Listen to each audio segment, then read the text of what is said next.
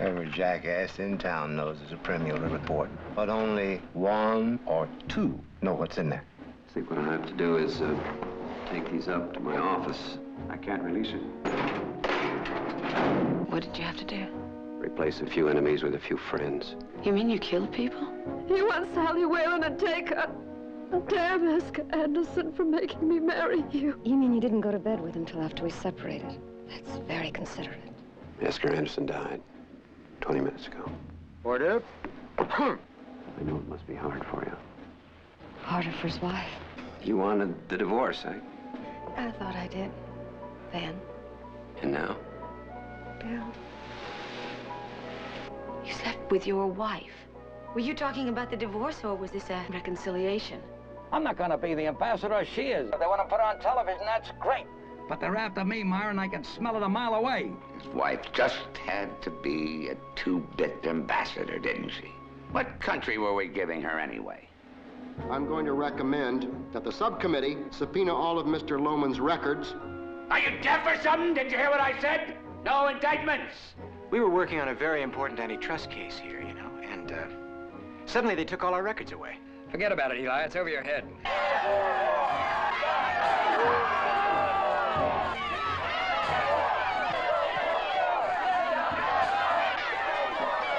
The president has just decided to go on television tomorrow night.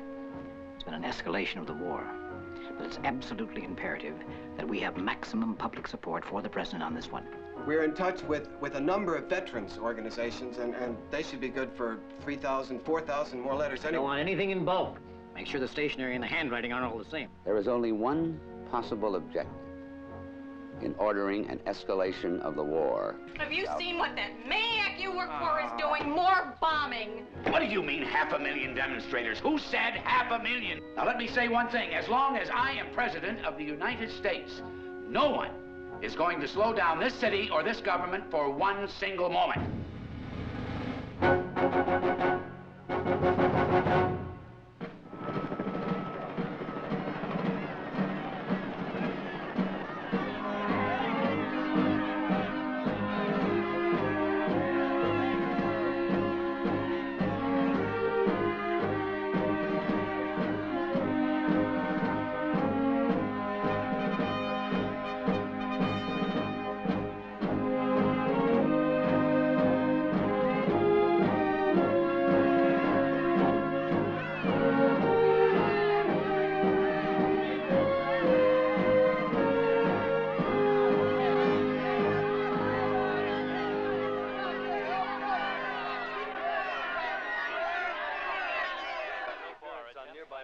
Who's doing anything? Where are the police?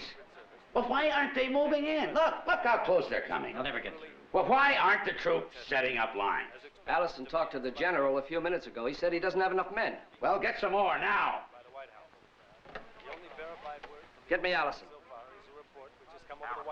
Telford, where's that general? Well, find him. We need more soldiers down there. How many? Okay. Allison says they're setting up tents on the mall. Who, the soldiers? No, the demonstrators. Oh, Frank, get the Attorney General, get an injunction. Let's throw them out of there, right? Who's our man down at police headquarters? Some guy named Pierce from Justice. Well, let's get one of our own men down there to report to us. Put Roger Castle in there. Put Roger Castle in charge. President wants injunctions now. Roger Castle. Track him down.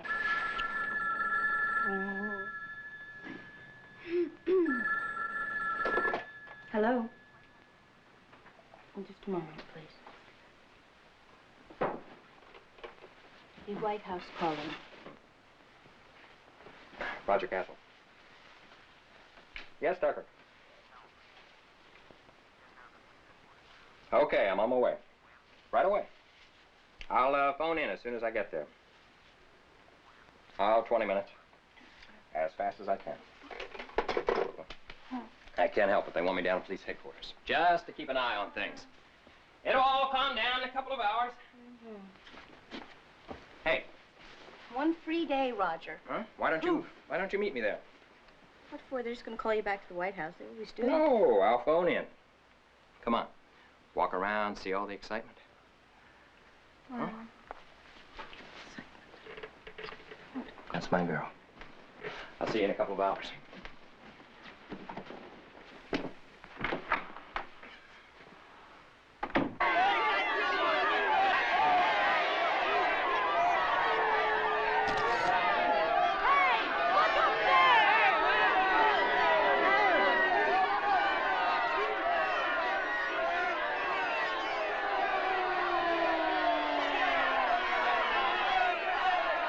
Work it to a positive angle. The administration's decisive opposition to any kind of mob force will set an example for the whole world. That's too far. Yes, I'm here. Hold on. Forget about the whole world. Just set an example for other cities. Right. Other cities. The wire services are estimating the crowd at more than 500,000. No, that's too much. That's too high. We've got our own survey. Where is our own survey? We've got a helicopter. Waiting out. for it right now. You know what we need? We need our own demonstration. We need our own people out there. Counter thrust. We need counter thrust. Yes, now, yes. why can't we do Go ahead. that? I'm reading you loud and clear. I've got it. All right, just stay up there. Helicopter survey puts it at about 300,000. Too high. How many times do I have to keep saying that? It is too high. Maybe 150,000. How's that? Much better. Sounds much better. All right, and contact the wire service. Tell them to revise the estimate downward. An official White House survey. No, an official Metropolitan Police survey. That ought to do it. No more than 150,000. I got it. We need some of our own people out there, Frank. I'm telling you. Hold it. Don't press loud in here. Oh, didn't figure you guys were ever coming out. Figured the FBI would try to stay out of Relax. this. We just want to take some pictures. It's still your party, don't worry. Could you spot the leaders? Yeah, sure. That guy in the plaid jacket, the tall one there with the beard, he's one. Oh, and the girl with the glasses and that sort of little hat? Right, that's the one right there. And guy with the red flag. The one with the long hair and the turtleneck sweater. Yeah. Both ends of Pennsylvania Avenue. Uh-huh. Both ends. Don't worry about it. No, it's... Then get the soldiers to block it off. Right. Yes. Nobody in, nobody out. White House. Take this. Castle. Yes, Frank. Well, it's a mess. Nobody's getting the orders straight. I'm trying to get Pennsylvania Avenue cut off so we can start breaking the crowds down into smaller groups. We are making arrests, hundreds of them. Right, Frank. Oh, I understand. Okay, Pan American Union. They want to talk to you. You handle it. What's happening with the arrest? Captain, I thought I told you we got to have more arrests. The White House is getting very impatient. The mob down there, they're just running around. We're making as many arrests as we can, Mr. Now, there's Captain. got to be more. On what charge? The hell with the charge! Look, I want these people. Excuse me. Who's in charge here? Can somebody please tell me who's in charge here? What do you want? Sidney Gold from the Civil Liberties Foundation. You're Roger Castle, aren't you, from the White House? Is this your operation? Look, Mr. Gold, we're very busy, as you can see. Tell me, what legal probable cause do you have for these arrests? If you don't know it, there's a mob out there. What statute authorizes these arrests specifically? They're disrupting the government. What's the number of the statute? What's your legal basis for these arrests? Just keep rounding them up, Who in Captain. the government issued a complaint? I want his name. Look, Mr. Gold, I just told you, we're very busy. Not too busy to break the law. Okay, if you don't stop these arrests right now, and if you don't release everybody you've already busted in the next 20 minutes, I'm going to get an injunction on Section 1983 of the Civil Rights Act. You do that, Sid. I will, Raj. And if that doesn't work, tomorrow I'll hit you with a $50 million damage action for violating the civil rights of 10,000 American citizens. By tomorrow, this is all going to be well under control, and it's going to be somebody else's problem, not yours, and certainly not mine. All blocked. Nobody comes back. You got that?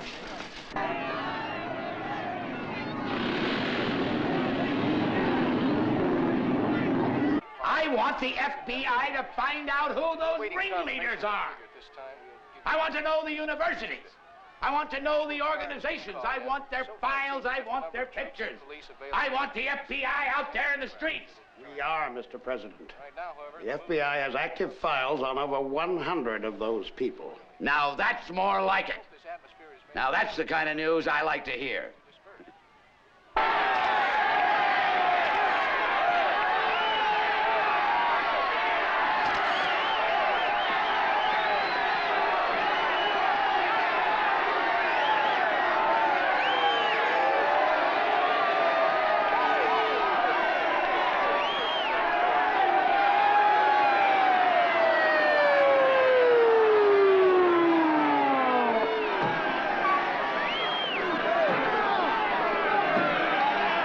I got 3 guys. Yeah, well, they better be good. They're soldiers, Tucker. They know how to do it. The president wants this done right. And listen, while you're out there, Steal me one of their flags.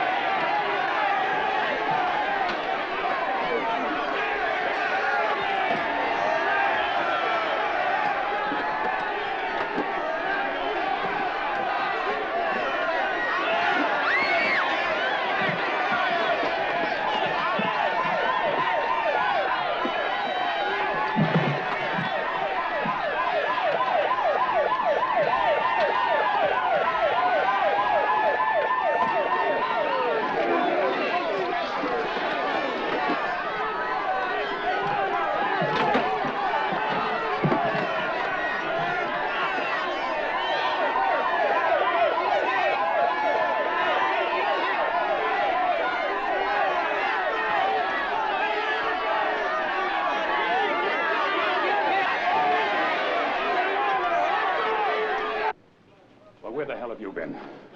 Checking the deployment. Have you seen what's going on out there? Of course, I was just... There's no control. Where are your men? What the hell are they doing? The best they can. There must be 500,000 people out there. Then get more troops. Now, if this gets out of hand... We can handle it. I said get more troops. Now, you fly them in if you have to. I'm warning you, General. If we run short of soldiers around here, you are going to be in big trouble. I'll get on it right away. And you do it right the first time.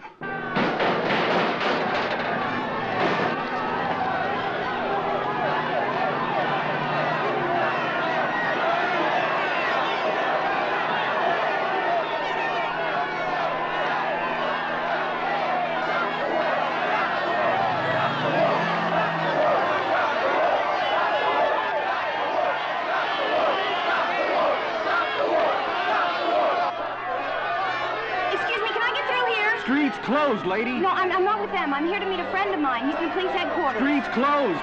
But I work at the SEC. I have identification. I don't care who you work for. It's closed. I'm telling you, it's getting out of control. We need more men. Then use it. Use the tear gas. Drive them out.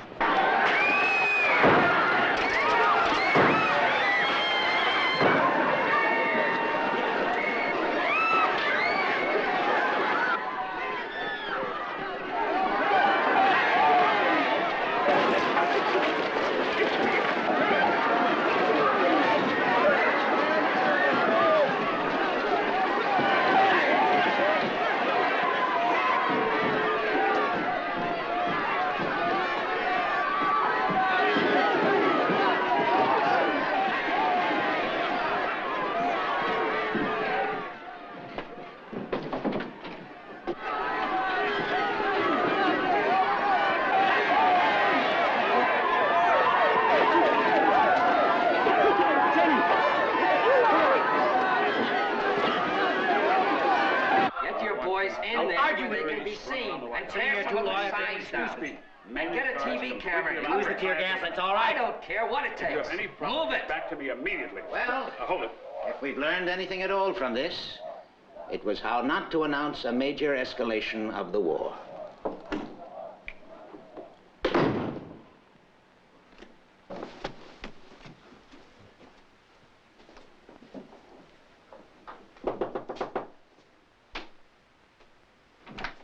How is she? All right. Now. I'm sorry. Hey. If Eli hadn't have found me, Roger, I don't know what was going to... It's a lucky break. Yeah, wasn't it? Roger, why did you tell her to meet you at police headquarters? Listen, no one knew it was going to get that bad. Then why didn't you call Jenny? Tell her to stay at home. What, are you kidding me? When things hit the fan, I didn't have time to turn around. Look, Roger, she could have been seriously hurt. The tear gas was bad enough. Well, she wasn't. Thanks for bringing her home. Jenny, look, what do you say? Tonight, the best French restaurant in town. How does that sound? Eli. I know.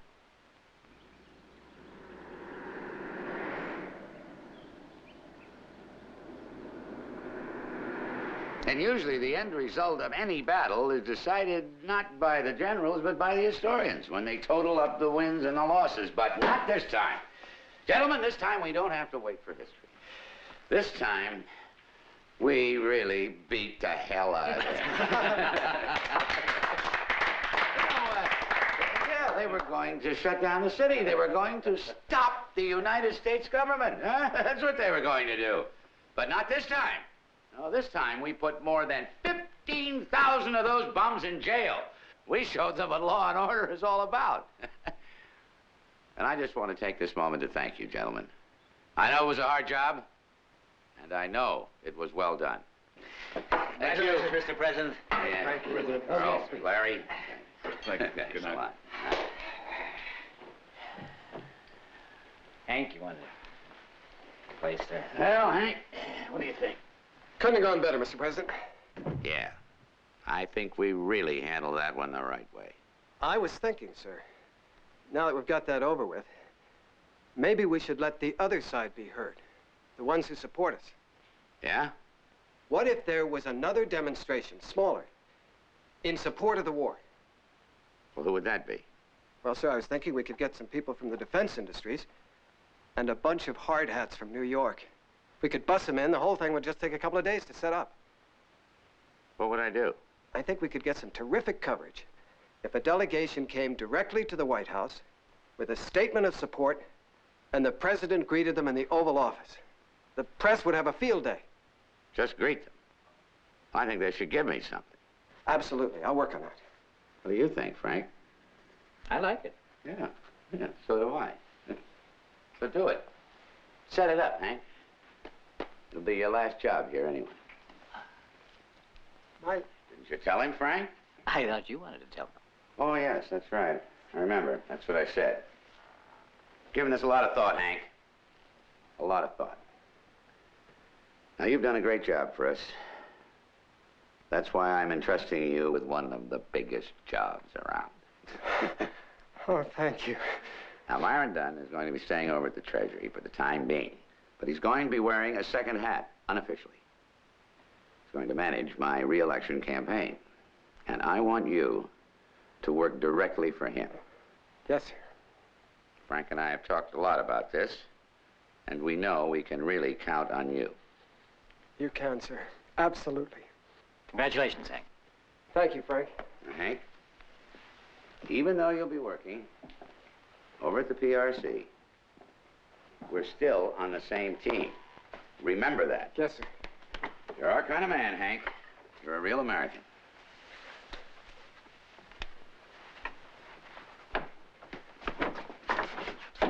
Can I tell Kathy, Frank? Have I got a title? Yes, Deputy Director at 32.5. Hey, that's terrific. And the rules haven't changed. You work for Myron Dunn, but you report to me. You bet I will.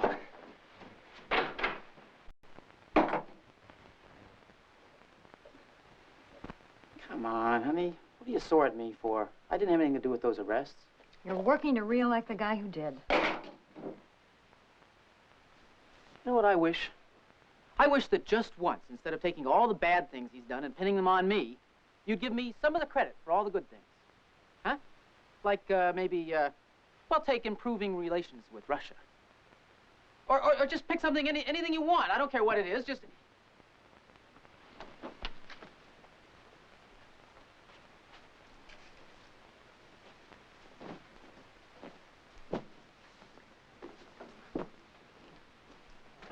Paula, this is the second time in a week you've just walked away from me. You can't do that every time we have a fight. Paula? Don't touch me. Just don't touch me.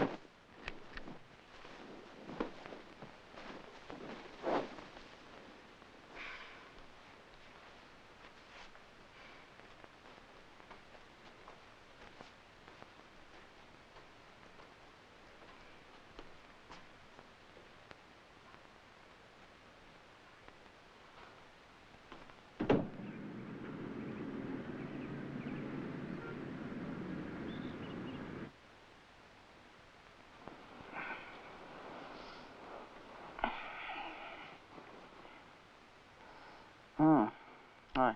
Hi. You're up kind of early. Yeah. I How'd you sleep? Not too well. Me neither. Thanks.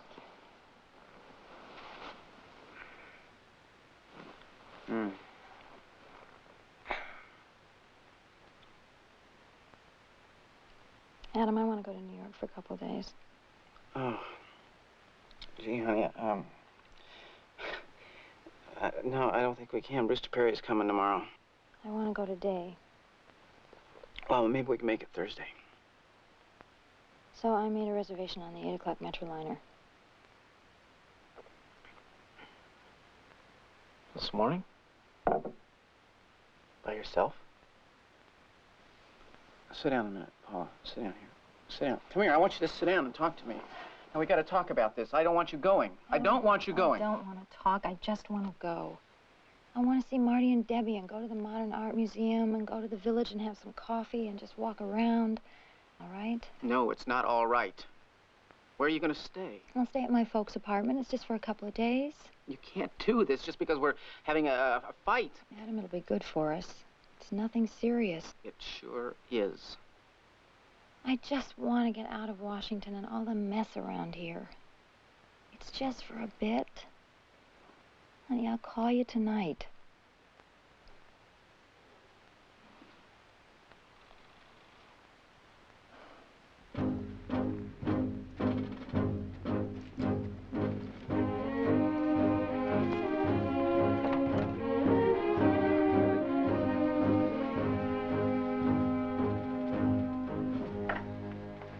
Gentlemen, come right this way. Right over here. President would like to shake hands with each of you individually. Glad to see you. Glad to see you, sir. How are you today? Good to see you. Good. Want to step back here now? Right Come on back in. here. We'll get some nice pictures to send home. How are you today? I think this gentleman here has something to say, Mr. President. Yes. Mr. President, on behalf of all of us people who really stand behind you in this country and in this war, the hard workers of America, we voted you the hardest worker of them all.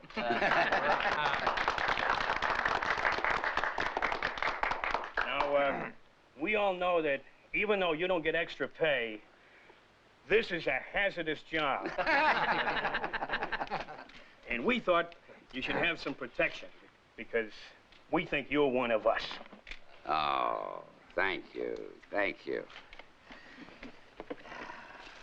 Oh, well. Look, surprise. Number one. That is just beautiful. Shall I put it on? How's that? Yeah. Like it? Fellas, I just want to tell you that this is one of the best things that has ever happened to me. To me, this beautiful hat is a symbol of the real people of this great country of ours. So let this be a message. The policy of this government is made in this office and not out on the streets. And the President of the United States is not going to be pushed around by a lot of kids. I pledge my solemn word.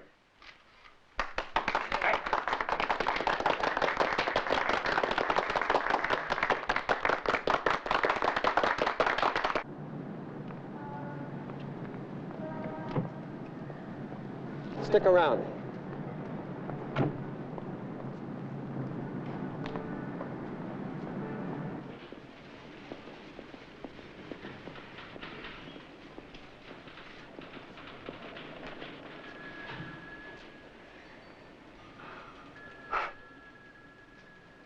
Hank? Hi. Hi, what are you doing here? Just shopping. Oh. Listen, does a girl named Wanda something? Wanda Elliott? Yeah. Yeah? She's right in there. Do you want me to introduce you? No, that's okay. I think I can handle it. See ya.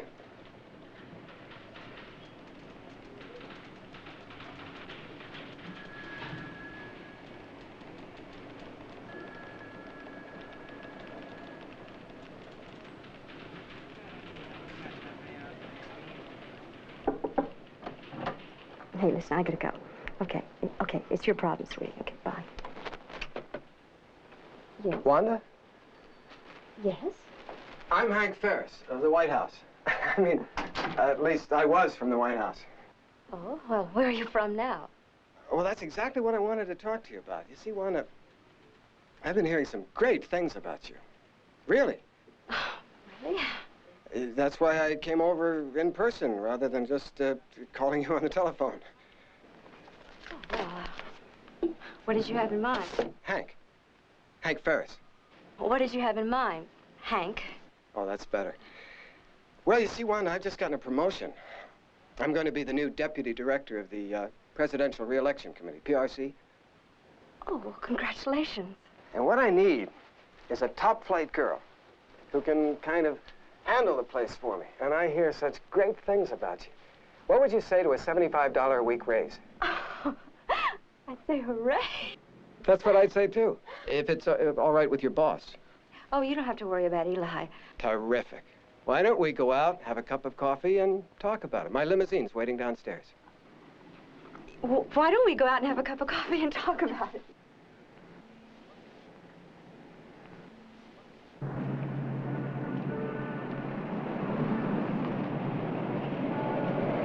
A month ago, sir, you were leading Merriman 44 to 38. Now, it's 47 to 35, and that's a consolidation of all the polls. I don't like percentages, Hank. They don't pay off on percentages or averages. What's the state count? I think you'll carry them all, except maybe a few industrial states. Well, what do you think? I could go as high as 40 states? Yes, sir. Barring unforeseen contingencies, I do. Right? I think so. 40 states? At least. I think you're wrong. I think I can win all 50. Anybody want to bet me? 45, 46, 47. But... Hey, what are you worried about, huh? Not a thing, sir, not a thing. Well, now, don't get too cocky, Hank. I want to win all 50 states. Yes, sir. Say, isn't this your first day over at PRC? Yes, sir. Do your best. Oh, yes, sir. We'll find you.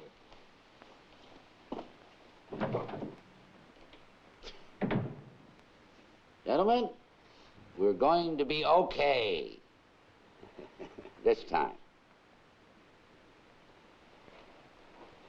But, what about 4 years from now? 4 years? Well, in 4 years' time... Vice President will... That's not what I mean. That's not what I'm talking about. Then I don't understand. What I'm talking about is the 22nd Amendment. The one that limits me to 2 terms. It limits all presidents. I know, Frank, I know.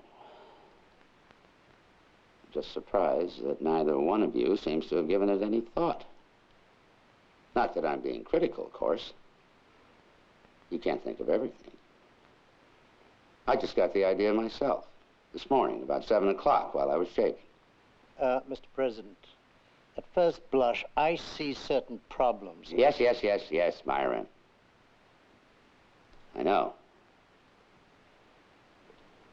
I'm just thinking out loud, that's all. I'm not actually saying I want to do it. Maybe it can't be done. Maybe it shouldn't be done. Why don't the 2 of you just... without telling anyone, of course. Just check into it quietly on your own. Think of the details, how it should be done, if it's done.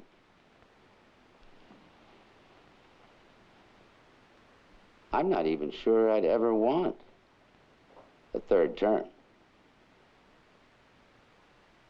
But just in case, all right?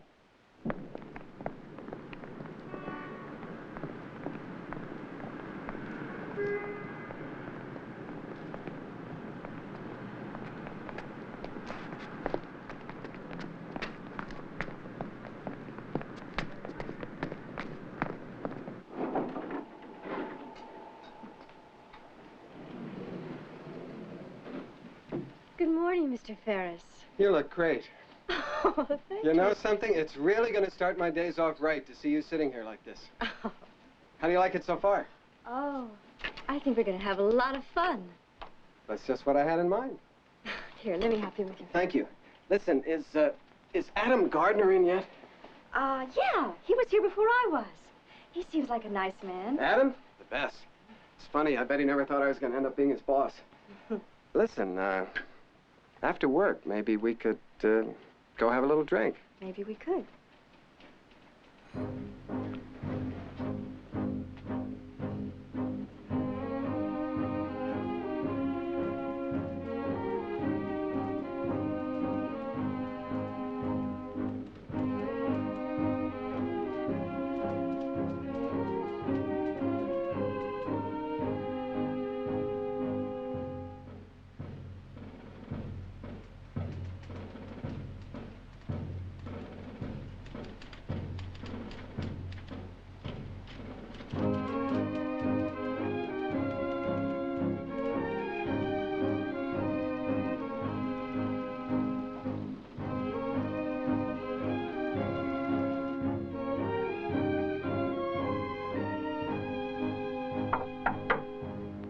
How you doing, pal? Hey. I heard you were coming over here. Yeah, I'm the deputy director. Not bad, huh? That's terrific. Terrific. I thought you loved it over at the White House. Well, you know how it is. Duty calls. Oh. Well, I have to warn you, I think you're going to find it's a lot more quiet around here. Don't worry. I'll take care of that.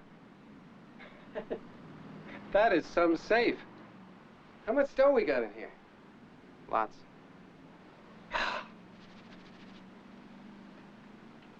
Who knows the combination? Me. Listen, once we get cranked up, I hope it'll be big enough. Did you meet Wanda? Not bad, huh? I stole her from the SEC. Yeah, she told me. How's Kathy? Oh, she's fine. She called Paula a couple of times for dinner. I guess you guys were busy, huh? Yeah, Paula's got a pretty tough schedule, you know. Sure. And she's probably still a little ticked off at me about that Bob Bailey business, huh? When she wanted him to be on the show. You want to know something? I think she was probably right. I think I was a little out of line. You ever hear from Bob? Oh, no. Not for a while. Listen, it's really going to be great working together again. Pals? Pals.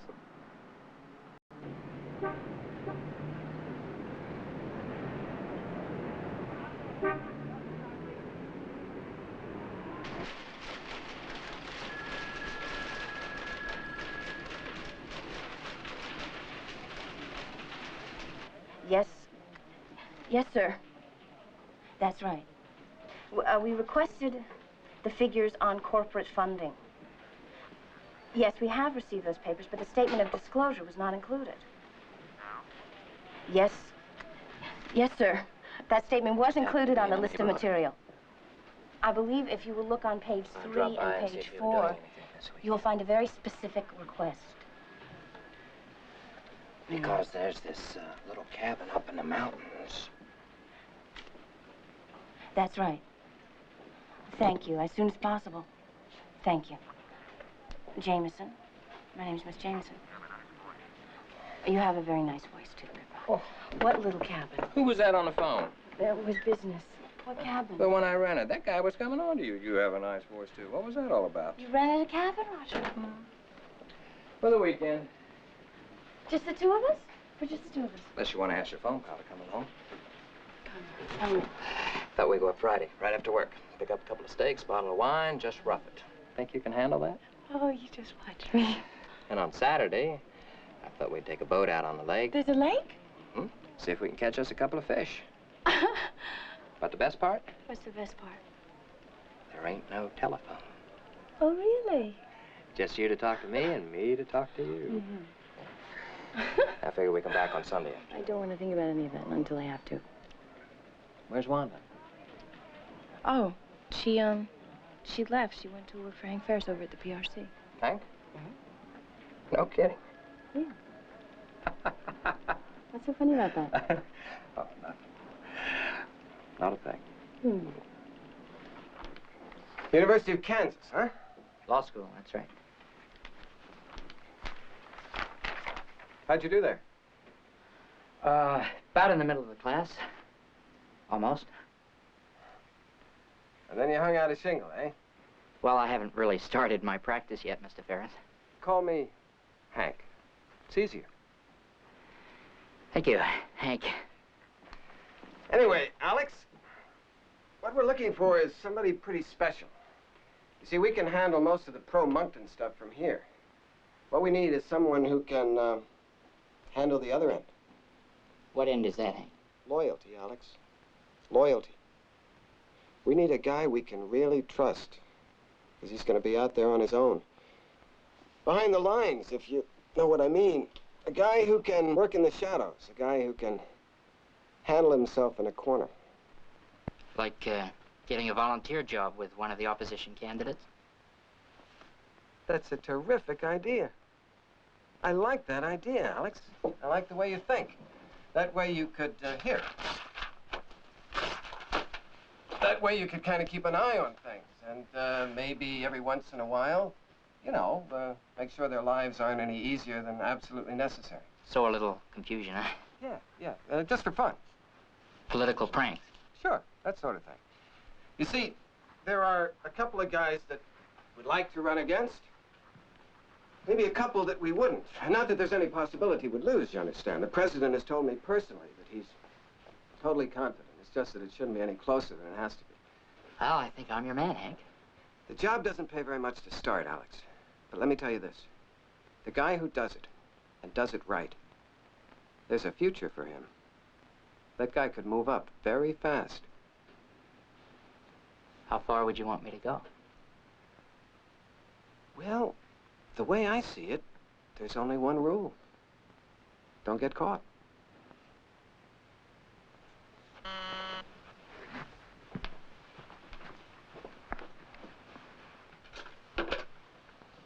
Yeah. Wisnowski? Sure. Hey, Joe, how you doing? Well, I hear all sorts of good things, Hank, and congratulations are in order. Deputy Director of the PRC, that's a pretty big step. Well, Joe, you know what they say about cream. What, that it comes from a cow?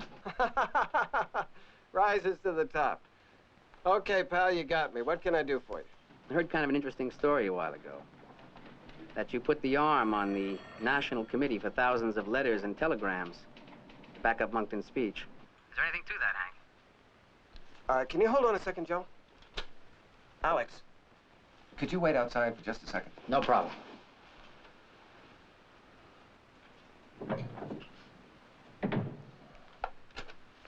Joe, let me give it to you straight. Your story is completely wrong. You're denying it. No, Joe, it's not a question of denying anything. It's just that you've got it all wrong. Your story's wrong. Well, wrong in what way? Look, let me go off the record with you here. As friends? All right. Shoot. Okay. You'd be wrong, Joe. You'd be seriously wrong. You'd be making a big mistake. It would embarrass you and your newspaper if you print this story. Every telegram, every letter that was sent to the president was completely unsolicited, and that's the absolute truth. Any paper that tries to pin that other story on me, well, that's kind of sleazy journalism. Look, I'd love to talk to you, pal, but I really got to run. Let's stay in touch, and thanks for calling, huh?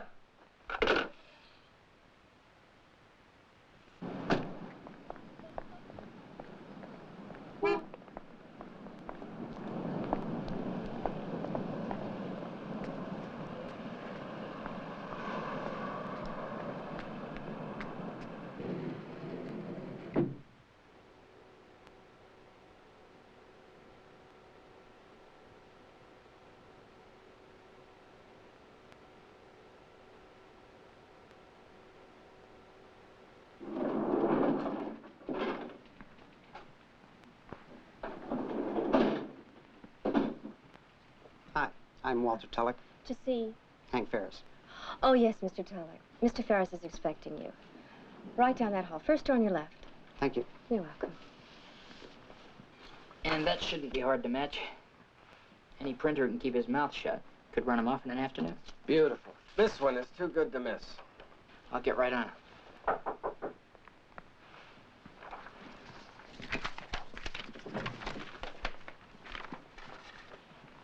Walter! Good to see you. Walter, this is Alex Coffey. He's going to be working with us, too. Alex, Walter Tulloch. How are you? Alex is our man in the field. Is that so? And with your professional experience, I bet you can offer us a lot of help. Walter was in military intelligence. I've got a printer. What? I know a guy who will print up your letterheads for you. That's what you want, isn't it? You see what happens when you hire a pro? What else you been working on? Okay, Alex, take it from the top. Well, apart from writing the letters, I'll be doing most of that myself. I plan to hire local people as I go along. Put them in the enemy camps as volunteer workers. Drivers. You want to get in a couple of guys as drivers. That way we get a chance to look at all their memos and schedules when the drivers deliver them. You got that, Alex? Drivers. Got it, drivers. Okay, we can put a knot in any rally we went to. Just hire some kids, set off a couple of stink bombs. Those can backfire. Be careful, Alex. I will. We're going to start a whole telephone campaign. Call people in the middle of the night. Tell them we're from the other side. Ask them for donations. That should really tick them off. You can do better than that. Hire a couple of blacks. Give them a few bucks. Tell them to call some whites. Say they're calling from Watts, Harlem. Yeah. It's beautiful. I mean, that ought to do it, huh? Well, it's all right as far as it goes. But it doesn't go very far. What do you mean, Walter? We can go a lot further than that.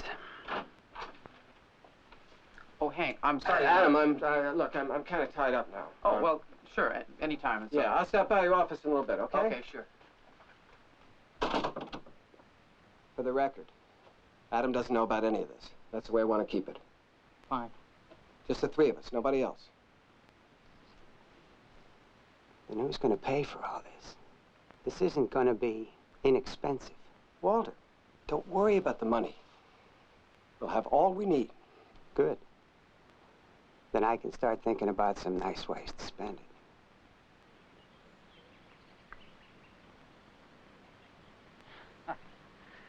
Well, still 3 strokes down, and it could be worse. Didn't answer my question, Brewster. Your company's had a pretty good year, and those government contracts didn't hurt. The stock's up 14 points. 14 and a half. With that kind of increase, you ought to be able to afford a donation of, say, $100,000? 100,000. Now, be reasonable, Brewster. The last campaign was a bargain compared to what this one's costing already. 4 strokes. 100,000 plus 1% of your company's annual earnings. What do you estimate that's going to be this year?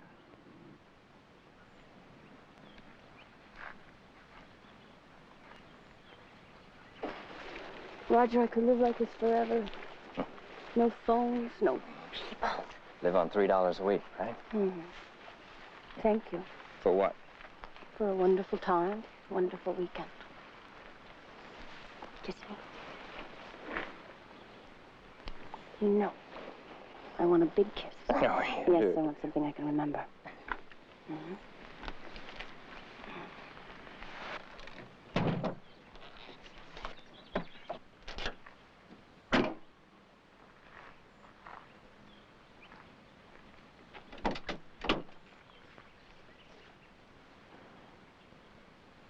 Jenny?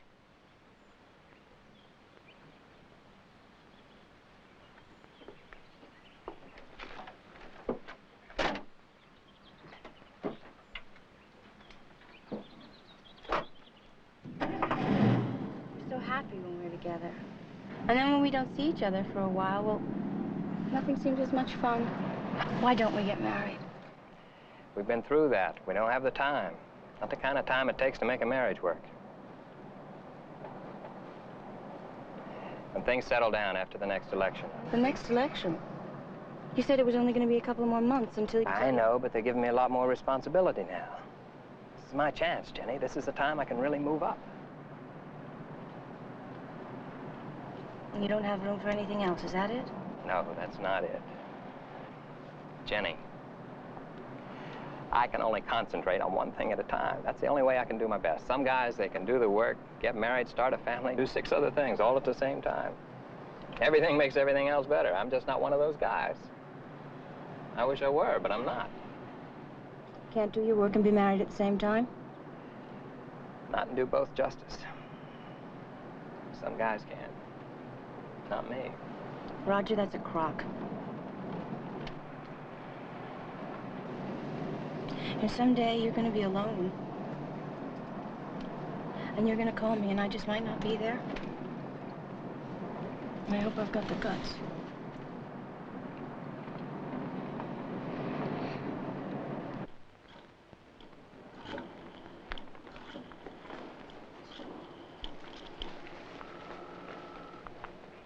Hello, Barbino's Pizza? Yeah, this is Joe Prescott down at the Merriman for President Campaign Headquarters on Montgomery Street. Right. Listen, we got a gang of 80 hungry people over here, so can you send us some pizzas over right away? Everything on them. I don't know, you tell me. 40? I think you better make it 50. Throw in 3 cases of beer and 3 cases of soft drinks, and mix them up for me, would you? As soon as possible. Thank you.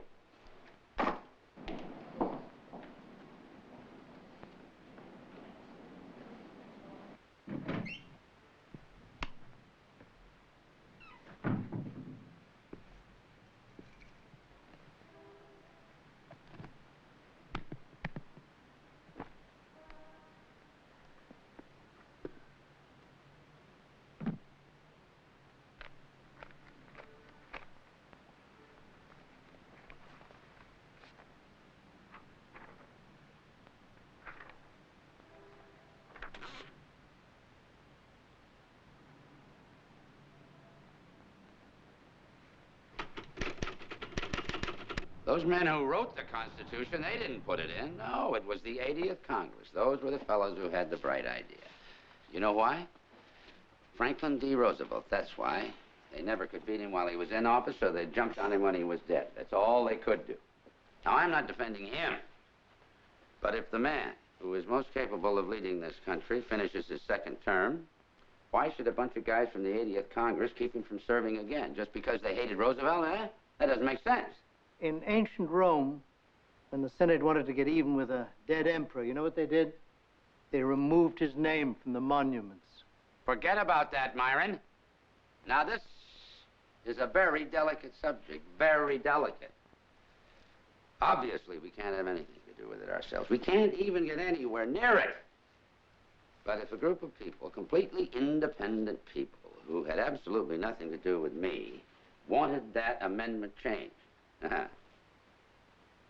that would make a difference. There is only one way to repeal an amendment. That is to pass another. And that's not simple. It has to be passed by 3/4 of all the state legislatures, not to mention the 2 houses of Congress. We have 4 years. That should give us enough time. We need an organization in every state. Lobbyists to work on the state senators. This could cost a lot of money.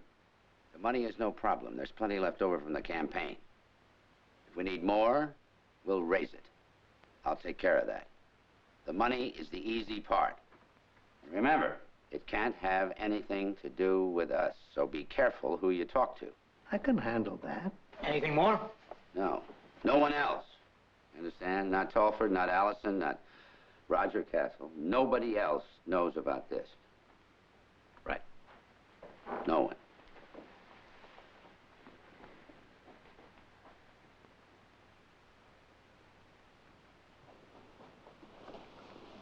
Dr. Tessler.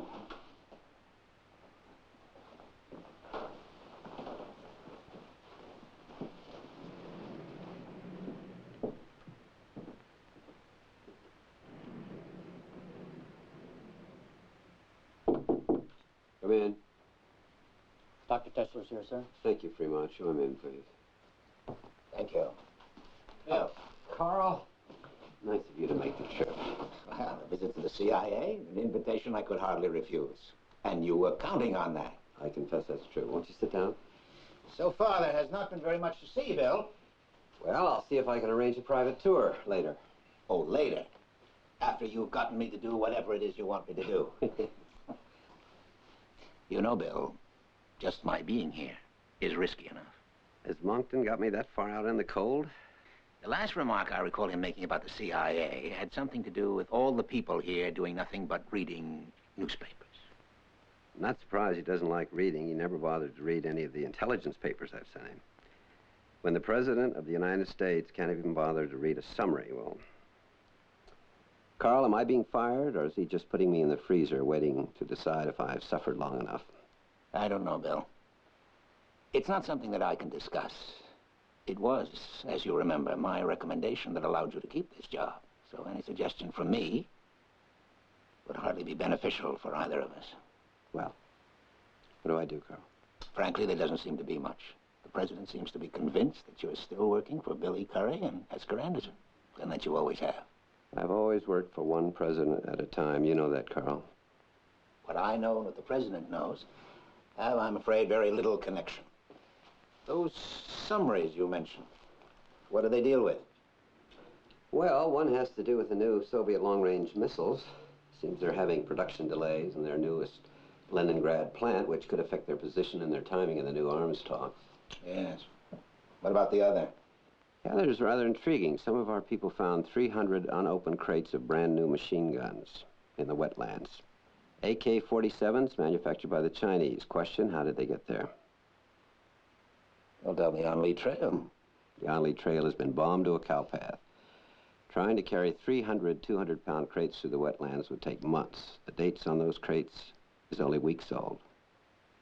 Interesting. What's your assumption? My assumption is the enemy has opened up a new corridor in the wetlands and is probably going to launch a spring offensive. Bill, would you mind if I broach this subject to the President? I don't mean to take away any glory, but this is going to need immediate attention. That's exactly what I want you to do, Carl. Oh.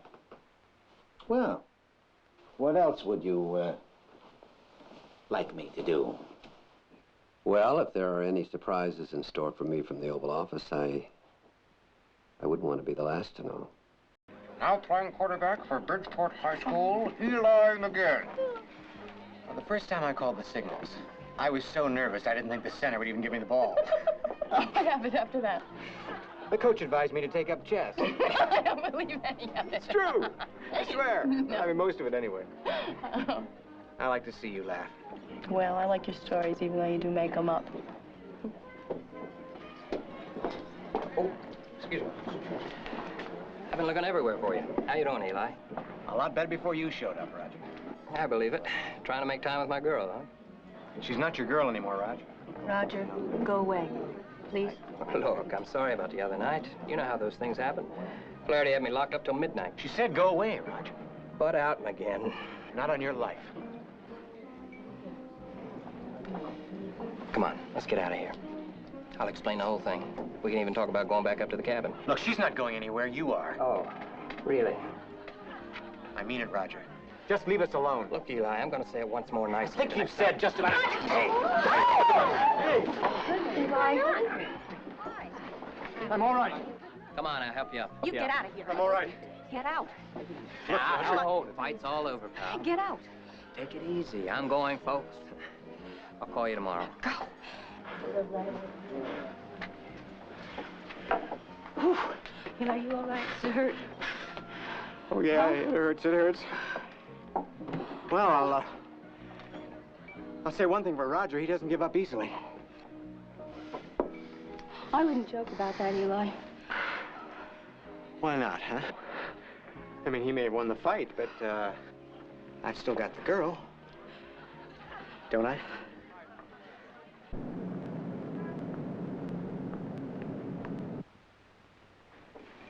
Here you go. Why don't you have one, too? Why, thanks, I will. You know, I've got a terrific idea. Yeah, what's that? Well, next week I've got to go down to Miami for a couple of days. And there's nothing worse than a lonely hotel room. I hear the weather's just great. The weather in Miami. Well, what I was thinking is, instead of just flying down all by myself, maybe you'd come with me. Sounds like fun.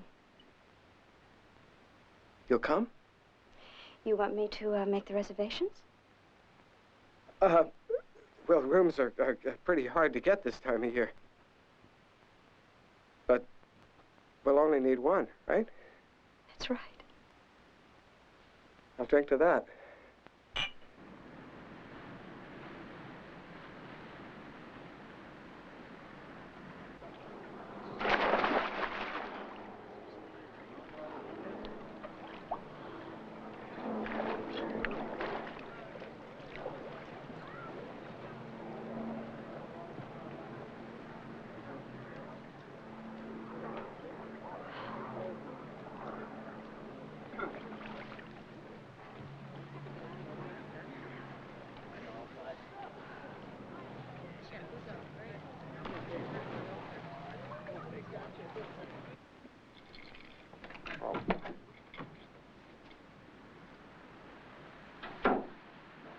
Where have you been? Guess. I told you I'd be back here at 3. Listen, why don't you put on your bathing suit and come on down to the pool? No, look, I don't feel like it. Oh, come on, it's just beautiful. Thanks, I said I didn't feel like it. I thought you said we were going to have fun. So far, all we get is room service. Look, it's not my fault. It's just a lot of people around here know me. And you can't be seen with a strange woman. Carter, well, at least you're having a good time. You are having a good time, aren't you? I was.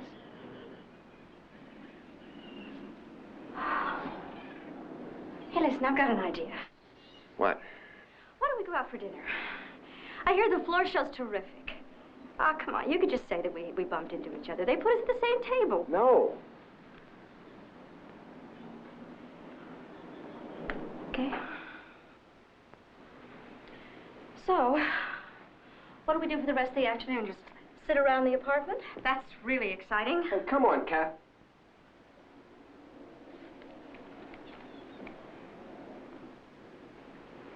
Why don't you go back to the beach? I really don't care. Yes, you do. I'm sorry, you want a drink? Listen, Hank. Last night... I don't want to talk about last night. Okay, whatever you say. Listen, everything's going to be fine. We're going to do whatever you want. And a little later, after it gets dark, hey, whatever you want. Okay. And we really are going to have a good time. Okay. No, I mean a really good time.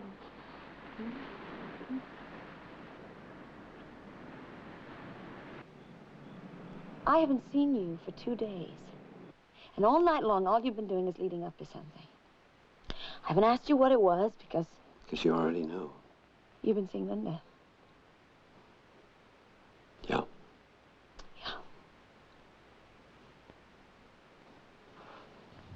Yeah. You know, this whole past week, I've been thinking about all the things I could do. How I could fight to keep you. I can't keep you.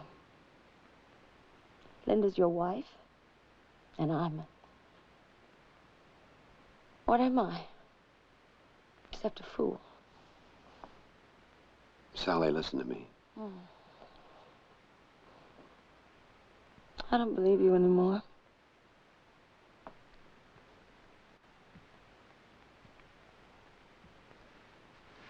I never meant for this to happen. Why are we talking about this? Why don't you just go? Everything I ever felt for you was honest, Sally. And everything you ever gave me was valued.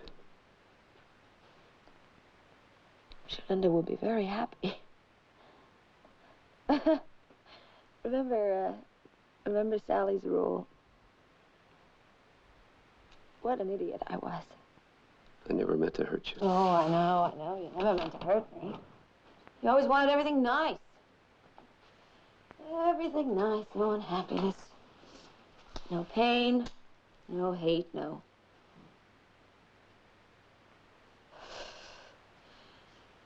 And little Sally just fades away. I trusted you, Sally, more than anyone. You trust me because you have to trust me. The Primula report. Are you wondering, will I say anything about the dirty things you did? Sally, please. Oh, I know you don't want to hurt me. But if I were to say something that might be dangerous, is that what you're trying to tell me? That I would be running a serious risk if I were to say anything? I understand you.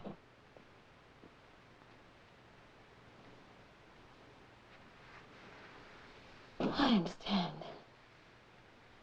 Now you understand me. I want to live out the rest of my life as happily as I possibly can, with no unspoken threats hanging over my head. All you have to do is leave me alone, and I won't say anything to anyone. That's not exactly what I meant, Sally. It's close enough. Is that all we have to say? I guess so. I guess so. Goodbye, Sally.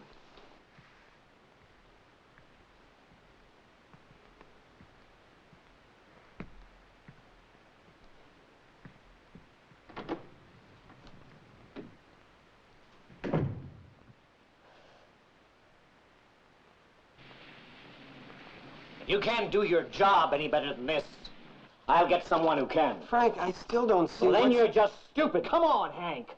Whenever the FBI puts out crime statistics, they always make them look as bad as possible. They get more money out of Congress. Only you're working for the president. You're supposed to find something good in there that's going to help him. Now look, the rate of increase for violent crime has gone down. So what's it doing down here in the third paragraph instead of up in the lead? Will you give us some credit around here for a change? We're winning the fight against crime. I don't know what Elmer Morris and the FBI are doing. And we don't care. Sending all that bull out to the press. What other bright things are you doing over there at the re-election committee? A lot of things, Frank. We've got at least 2 men on the staff of anyone who could run against us. You're getting their reports daily. We're having a lot of good luck getting the other side to snipe at each other. Alex Coffey showed me a letter that he sent on Kravitz Stationery saying Willis had fathered an illegitimate kid in high school. We think Willis is about to self-destruct. I'm doing the best I can, Frank. That's what frightens me about you, Hank. I believe you. You are doing the best you can.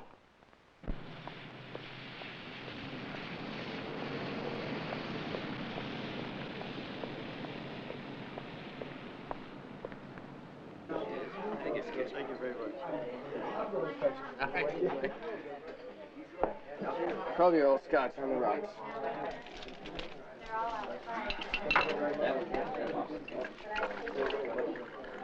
Thank you.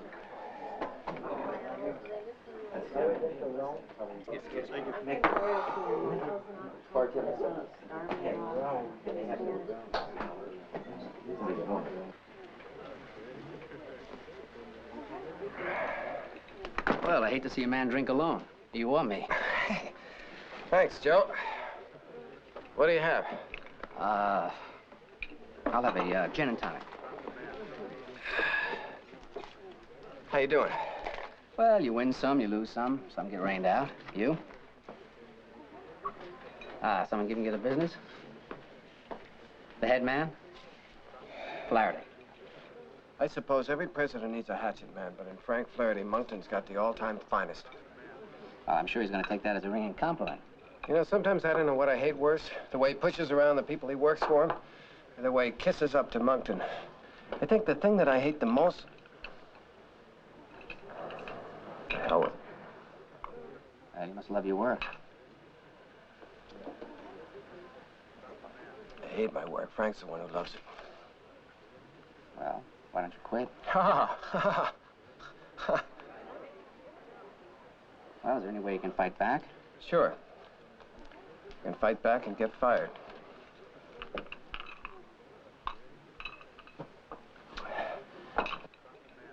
You wouldn't believe what it's like. Life at the top. You remember you called me at the PRC? Wanted to know if I had anything to do with sending some letters to the White House in support of the president? You don't know the half of it. You got no idea what Flaherty has us do. Suppose a radio station in Chicago decides to do a telephone survey of whether or not people support the president. I am responsible for getting 3,000 people to make telephone calls. 3,000 telephone calls in Chicago. Editorial comes out against the old man. I have to send 500 letters. 500 different letters, and more if it's the Post or the Times. That Flaherty, he doesn't miss a beat. He's got me writing telegrams, arranging telephone calls, typing letters, writing newspaper columns, all day, every day. Does the president know about this? Does a bear go in the woods? All this is off the record, of course, Joe. What do you mean off the record? It isn't, Hank. What? Look, you can't tell a reporter a story like that and then tell him it's off the record. I wouldn't have listened. Wait a minute. This is off the record, Joe. I'm not kidding. Neither am I, Hank. I mean, you of all people know the rules. You have to agree up front or it's no go. And it doesn't matter whether it's you or the president. Hey, you got to be kidding. Look, Hank, I won't use your name, but this is a story that I've been on to for a long time. I even called you on it, if you remember. I've got other sources. No, you're not going to use anything I gave you. I mean it. Or else. What do you mean, or else? I mean it. Or else what? Oh, please. Please, I'm begging you. Joe, please, this is my life. You don't know what it means. I'll give you 100 different stories if you forget this. I will give you every story you ever want to get. Oh, come on, Hank. You don't want to have to pay me off. Can I talk to you as a friend? Can I reach you as a friend? It's just too important. To who? To who? To you? To me? What about to me? What about to the country? Oh, come off it! Look, I sit down with you like a buddy. If I have a drink I never should have had, I level with you, I talk to you straight from the shoulder. You're going to take advantage of that? All right, look, okay. All right, okay, technically, you're right. Technically, I should have said right away that this is off the record. Joe, come on, Joe, is there anything I can do to reach you? Look, I don't think so. What did I do to you? Did I ever do anything to you? Yeah, sure. What? You lied to me when I called you and asked you about those 5,000 phony letters and telegrams that you had sent into the White House in support of the war. You told me I'd be very wrong in making a grave mistake if I printed it. So, Hank, I didn't. What are you going to do now? You going to get even? You going to pay me back? That's very small. It's nothing personal. And I told you I am not going to use your name, Hank. This is just a story that needs to be told. I'm sorry. No wonder everybody hates you creeps in the press.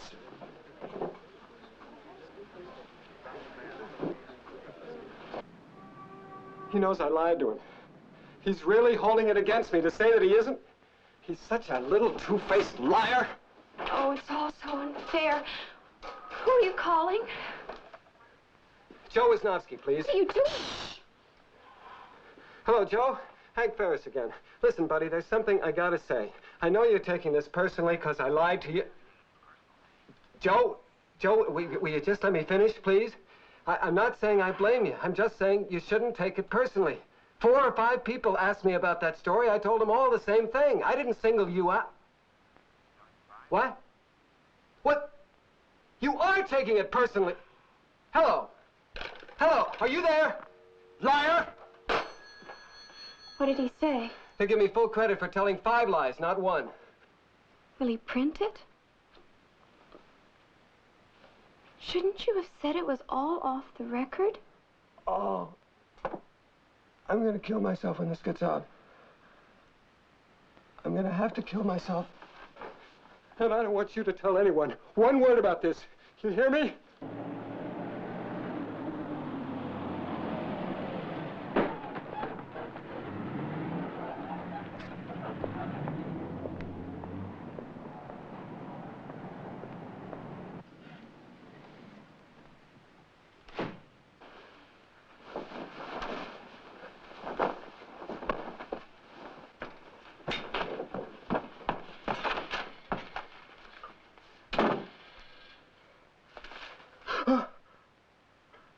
Oh.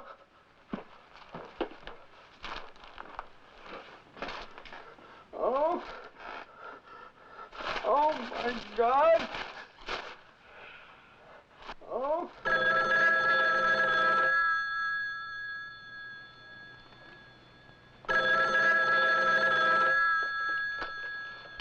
Hello? Yes, Frank, what is it? No, Frank, I haven't seen it yet. Our paper doesn't arrive until 7. What's in it? I'll be right over, Frank. I'm leaving in 5 minutes. They know! They know! I told you they know! They're gonna kill me!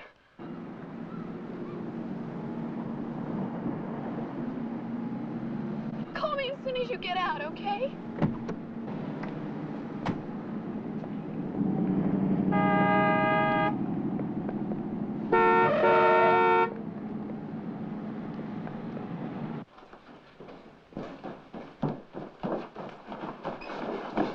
They're all waiting inside for you, Mr. Ferris.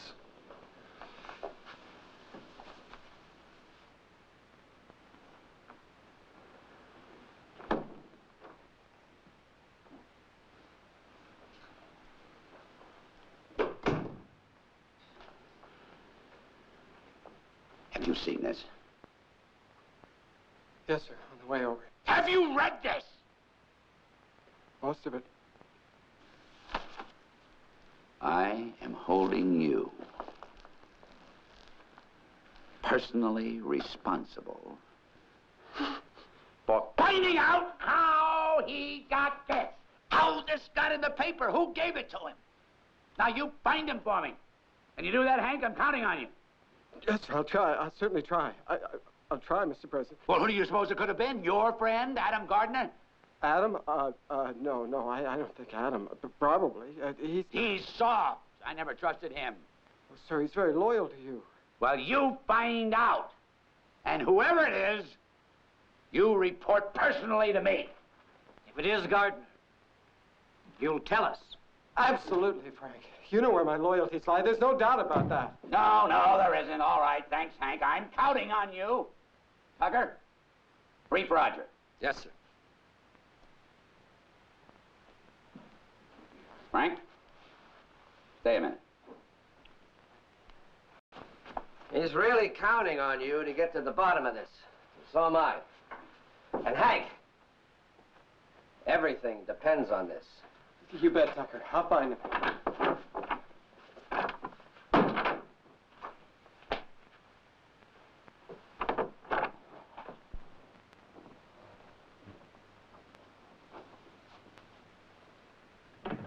And where were you last night?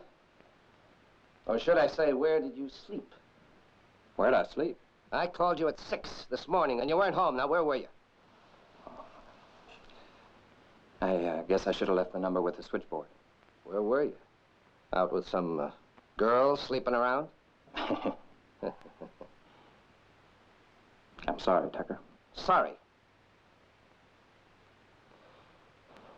You know, you're the only unmarried guy around here. The president really worries about that. He does? He does. And if he knew that last night you, well, you know how he feels about immorality. I said I'm sorry. Are you ever going to get married, Roger?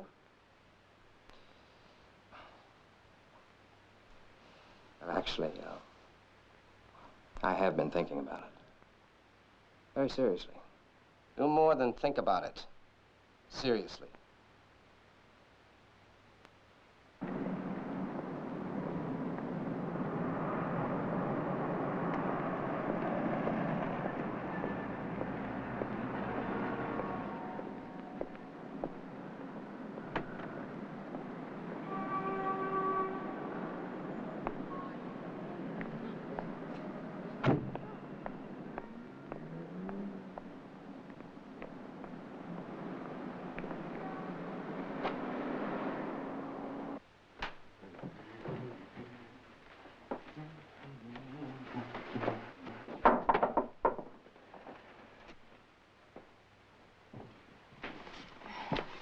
Who is it? Flower delivery, Mom. For me darling Jenny. Hiya, sweets. Open the door and let me in.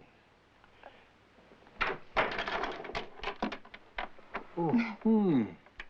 Seems to me I owe you a great big apology. For what? The other night. I guess I had one drink too many. Don't be sore at me. I tried to phone you the next morning. You didn't answer. Oh, doesn't matter, does it? You didn't have to bring flowers, Roger. Oh. Well, actually, honey, that's not why I brought them. I got a better reason. Let's go inside. I'll tell you there.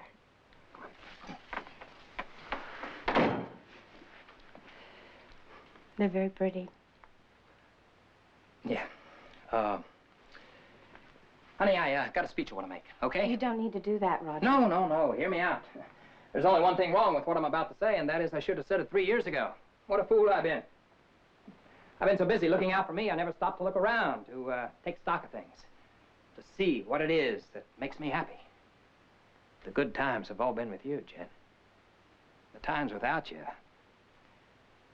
they've all been bad. I think you know where I'm going with this, honey. I don't want you to think that it's a snap decision or anything that I would ever change my mind about. Because, Hello, Roger.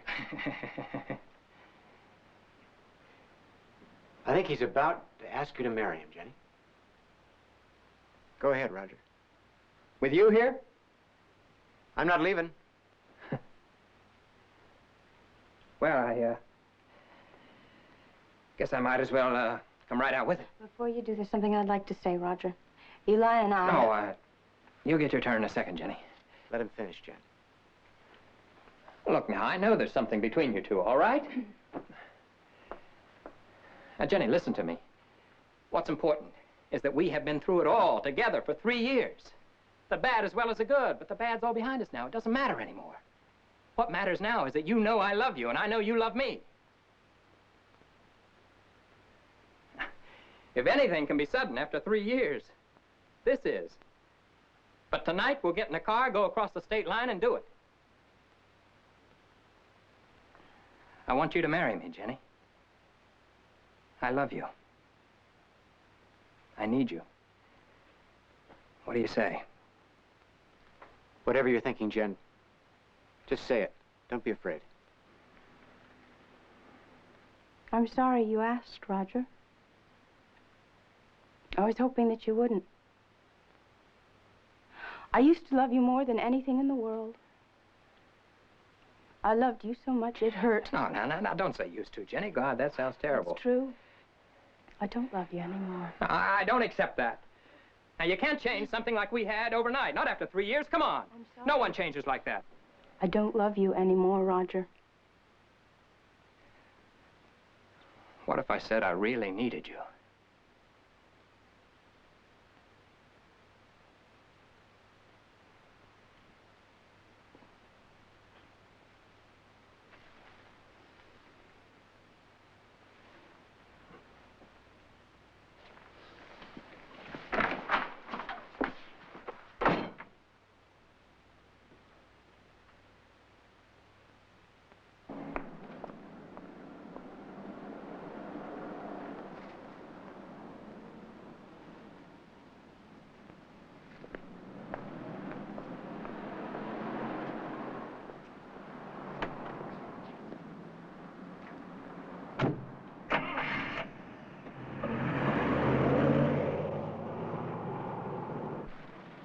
We'll get started right after inauguration.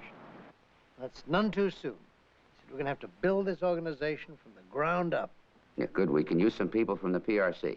Not too many, just a few to get things started. Can't afford to have too obvious a connection. Right. Now, Frank and I feel we'll need at least 500 people, about 10 to every state, on a full-time basis. We've got to get signing petitions to all the state capitals. Start the pressure building. That's right, Frank. Pressure. This whole thing should grow and swell. The voice of the people. The people. All we have to be concerned about is the future. Frank, that could be it. Americans concerned for the future. I like it. Very good, very good. Meaningful. Right. Mm-hmm. Nothing on paper. No, not from this office. We've got to be very careful about that. We could start in California. The whole state is in our camp. Maybe, but 4 years isn't that long. We'll have to work hard. But we can do it? Definitely. Of course, when the time comes, I'd probably never even want a third term. Still, it's better to be prepared just on the off chance. I mean, nobody could disagree with that. Right. There are some other things we ought to go into. Well, Not now, Myron. It's important. Frank, I'm trying to keep this in mind. I'm trying to get my mind clear now, Frank. These things are connected. Indirectly. What? Well, there is this family foundation. Now, we should set that up. I know. Certain definite tax advantages. I know. Well, there's a place for you to keep your presidential papers. Maybe we could build a library. Like Esker Anderson? No. A lot of presidents have done it. Well, I don't like it, Frank. Find something else. Offhand, I can't think of anything. We'll look into it. And no museums. Billy Curry's got a fancy museum. Curry. Huh? And Anderson. They both had money. Started out rich and got richer. Never did a day's work in their life, neither of them. Fancy schools and fancy women. They had everything they wanted, didn't they? Especially Curry. Pretty Billy Curry. Nobody ever picketed him. Nobody ever made him look ugly in cartoons. All he had to do was snap his fingers. You know, when he was president, I was never in this office. He invited a lot of people, but not me. Oh, sure, sure. He shook my hand and he smiled. But I know what he was thinking. Billy Curry. And I'll tell you something else. The day I was inaugurated, I saw Esker Anderson right here. You know what he did? You know how he treated me? Like dirt. Just like dirt. They were rich. They didn't need to steal. They didn't need it. And yet they took everything they could get, didn't they? Museums, libraries. They stole it all.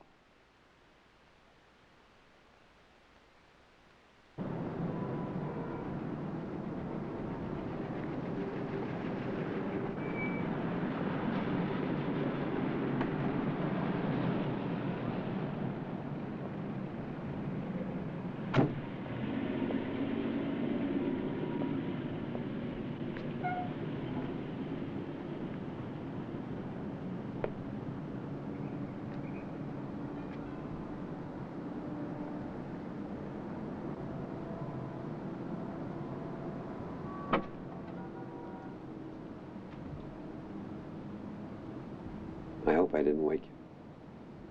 Gone somewhere? That depends On what? on whether you want me. You know I do. I love you, Linda.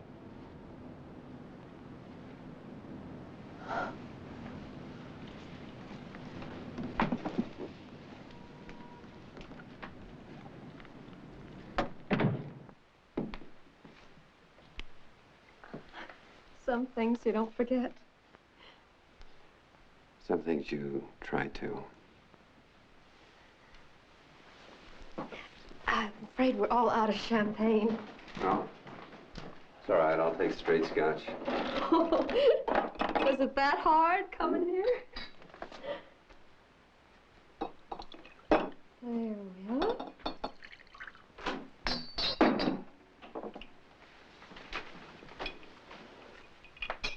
Welcome home.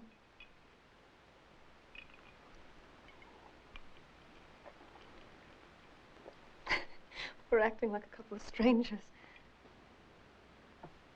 But we're not. No. Well, I guess it'll take us a couple of days to get used to each other. on a full-time basis again. I'm glad to be home, Linda. I'm glad to be back with you. But that's not it.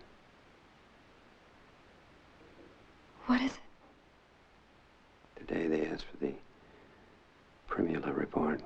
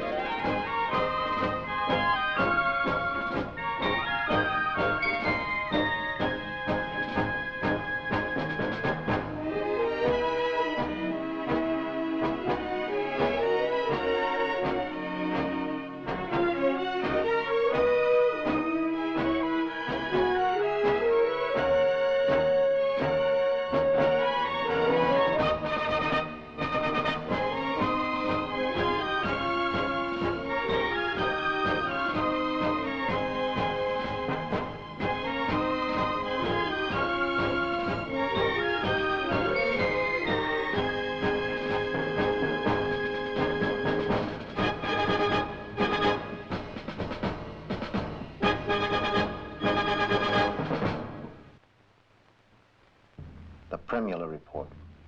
If I were you, I'd be thinking about that all the time. Billy Currie was elected president. He hired me as a director. He trusted me. I was his man. I trusted him. And World War III was right around the corner. There was only one thing to do. And Billy asked me to do it, and I did it. You mean you killed people?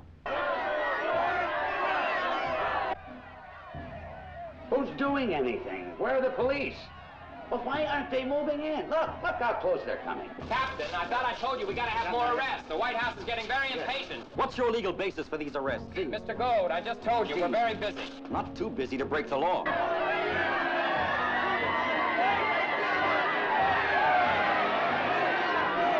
No, this time we put more than 15,000 of those bums in jail. We showed them what law and order is all about. You got that much, what about spreading it around? There is a girl. What, who? Sharp, real knockout, works over at the SEC. What did you have in mind? What would you say to a $75 a week raise? I'd say hooray. Political prank. The guy who does it right. There's a future for him. How far would you want me to go? There's only one rule. Don't get caught. You lied to me when I called you and asked you about those 5,000 phony letters and telegrams that you had sent into the White House in support of the war. You told me I'd be very wrong and making a grave mistake if I printed it. So, Hank, I didn't. What are you going to do now? You going to get even? You going to pay me back? That's very small. Have you read this? Most of it. I am holding you personally responsible for finding out how he got this. How this got in the paper? Who gave it to him? We've got a lot of reports about your wife's TV show. Nothing but a bunch of lefties. You better start sitting on your wife. If you don't like what she's doing, why don't you... I think that covers it. They canceled my show today. Why didn't you call me? Anna, let's get out of here, please. Let's go home. I trusted you, Sally, more than anyone. You trust me because you have to trust me. The Primula report. Are you wondering, will I say anything about the dirty things you did? Well, then he gave it to Martin. Martin was the one. That seemed to be the implication. Implication? Hell. It was Martin. I want this man out, Frank. I want this man finished. What is it? Today they asked for the Primula report.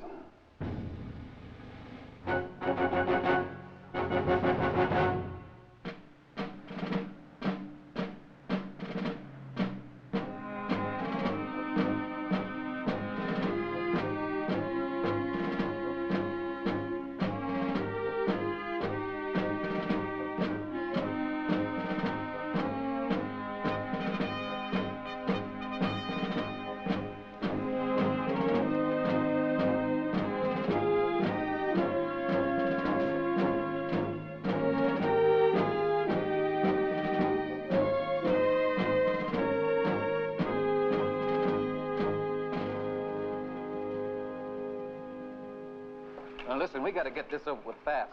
The phone company finds out you're down here. You're my man, Gus. Listen, you got to tell me when you're coming over to do a job. Yeah.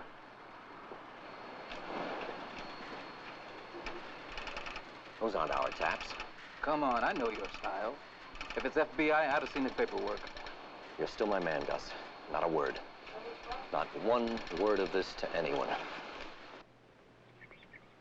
It's all unauthorized bugging.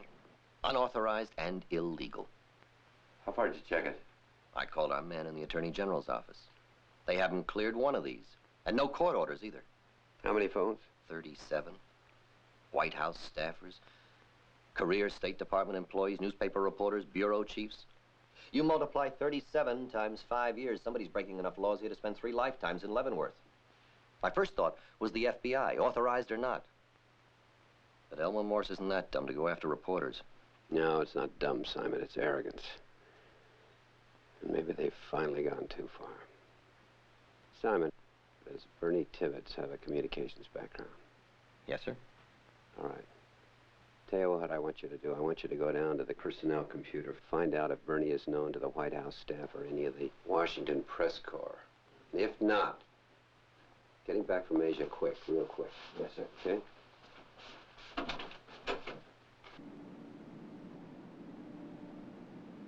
Well, then, you know, there's the point that Richard Monckton's style of palace guard politics rules out any contribution, not just from cabinet members, but from anybody in traditional policy-making roles outside the White House. Yeah, but at least we've got some enlightened and honest leadership 60 seconds. for change. We've got a man in the White House who knows really right where he's into going. it. I don't think that we can just take the moral fiber of the administration for granted, which is what we seem to be doing. I mean, right now, for instance, we all know that there's some pretty wild rumors going on about some heavy cash gifts that have been put into the last campaign, and that the administration is not coming forward to deny that. Yeah, or deny anything else either. You know, it seems to come back to me as, is it just the naturally liberal press recoiling from a super conservative Monckton, or is it some White House actions that's forcing this hostility that we all see? Well, you hear all this business about the liberal press. Let's be a little honest about it. I mean, the press has been after Richard Monckton for 20 years.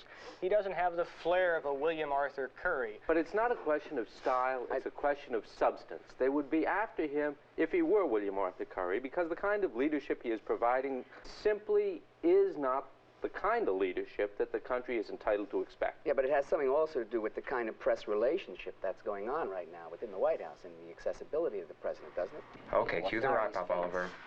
I'm sorry, gentlemen. It looks like our time's up. That brings to a close this final edition of Knights at the Round Table. This series of discussions was funded for educational TV by a grant from the Public Information Bureau. And now I should like to thank Fremont Rice, Bob Jackson, Pat Riddle, Ron Ostro, and Joe Wisnowski, along with all the other guests who've appeared on our programs. From all of us to all of you, thank you and good night. Okay, we're off the air. Well, it has been a privilege, lady, and a real pleasure. Thank you all very much for a fitting exit. Oh.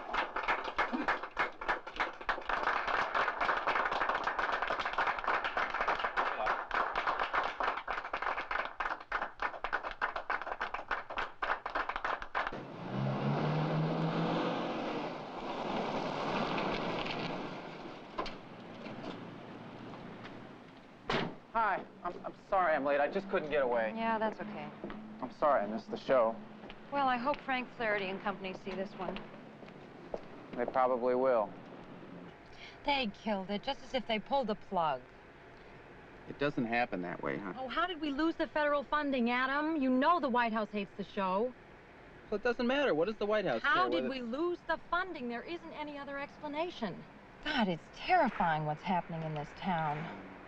Frightening what it's doing to the rest of the country, and I hate what it's doing to us. Look, I know how you feel, honey, and I know how important the show was. Not important enough for you to show up, apparently. Paula, I wanted to be there. I just had... you were busy. Oh, it's going to be so strange not having anything to do. Well, why don't you try having a little fun for a change? Oh, swell. Can you imagine what it's like to be in Washington without a career, especially if you're a woman? What do you think I should do, Adam? Turn into another Kathy Ferris? No, what I think is that you ought to try to get another job. I don't want another job. I want to leave. Oh, we've been through this 100 times. And nothing's changed, has it? Well, then why don't you just back off for once? Huh? Just back off. Good morning, Simon. Good morning, sir. Simon, I'm going to need you all day today. I know. Oh, we've got your man. He's waiting in the office. Good. They're doing it through the phone company switching station. Government employees, reporters, editors. That's all the hard news we've got. We think it's somebody in the White House. We don't know who or why, and we don't have much time. Do I have any help? It's all arranged. There's a special section of 15 people in the 121 building out back. Draw anything you need from technical services. And don't worry about costs in this one. Sir. Bernie, keep your people in watertight compartments. Nobody knows any more than they absolutely have to. It's you, me, and Simon against the world on this one, all right? I'll be in touch the minute I have something, sir.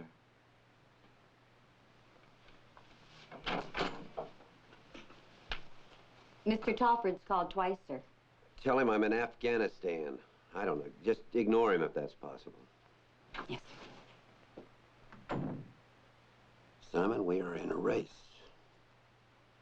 A deadly race. Hello. Excuse me, honey. Why don't you have a drink? I'll be right there.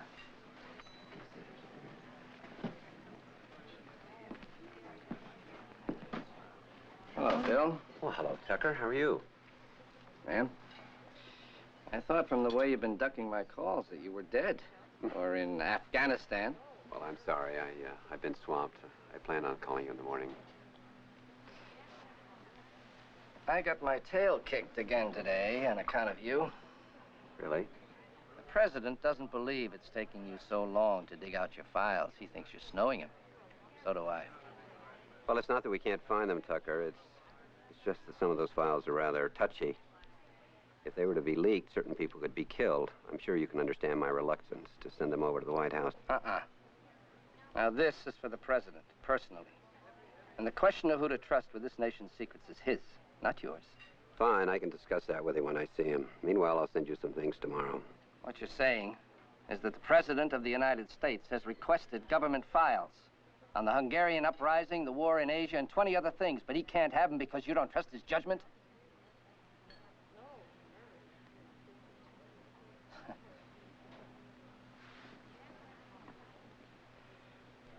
I think that personal appointment can be arranged, Bill.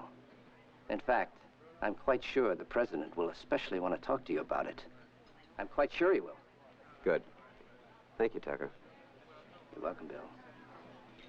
Good night, Mrs. Martin. I hope I didn't spoil your dinner. In the first place, it's not 37 anymore. It's 51. And they're going up at the rate of 3 to 4 a day. Second place, they're not just tapping through the phone company. They're going right into the people's homes and bugging them. How do you know that? Sent a man in for a look. And there's something funny. He says the job looks like we did it. FBI style on the phones and company style on the houses. Yes, sir. And that's just the tip of the iceberg. What, the White House is involved? Up to their ears. It evidently reaches the president, sir. Try this for size. A couple of bad leaks to the press. The president punches a few buttons and gets old Elmer Morse over from the FBI in a hurry. You got traitors, you call old Elmer, right? Sure, get Dick Tracy, why not? So the next day, the taps start at the phone company switching rooms. The first 8 are all White House people. Then come the reporters. So that's how it started. Plug the leaks. But Monckton couldn't leave well enough alone. Yes, sir, that's exactly right. He tells Morse to go from the reporters who write the stories to their bureau chiefs, to their editors, to the syndicated columnists, right on up to the national editors. Imagine the dirt a national editor gets on his home phone, huh? About congressmen, politics out in the States, who got arrested drunk, who's sleeping with someone else's wife. What are they getting from all this? Frankly, Mr. Martin, I don't know. If they're doing this for the president himself, and I'm sure they are, it's big medicine. How do you know that? Not even Elmer Morse would tap the White House staff and the media on his own. They're taking orders from Tesler or from the president. I understand your argument. But I still think it's quite possible that the president doesn't know, and I think we have to go on that assumption that he does not know. Well, I see what you're saying, Mr. Martin, but frankly, I'm having some trouble with it. If this is his operation, and I think it's pretty clear that it is, and you tell me to snaffle the president's proceeds, and we get caught, the vultures will be picking our bones for the next 20 years. There's a larger risk here, sir. The whole company will get it broadside if we penetrate another agency's surveillance operation. The risks are enormous. Let's get our objectives straight. I want proof of who's doing this job, how, and under whose orders. And how can we get that with a minimum of risk? Well, sir, they seem to be adding to the list every day. What we might try to do is predict who they'll hit next and get there ahead of them.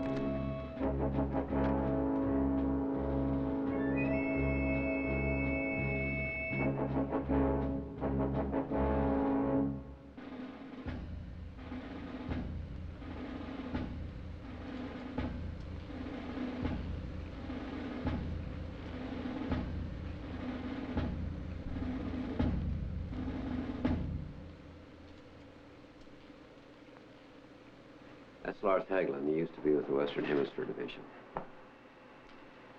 And now he is with the White House. He's a staff assistant to Tucker Talford.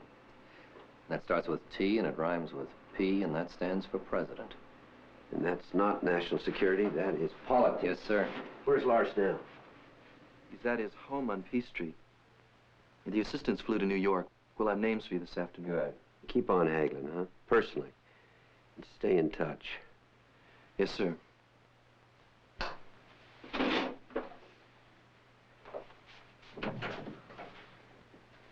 Well, Simon, looks like Talford is charged up on his own here. Moncton would never let him send a White House staff man on a job like this. He's too smart for that. No, sir, Keep Bernie in full pursuit. Tell him he's got no worries. He'll be a hero if he nails Talford. It's too bad about Hagelin, though. Yeah.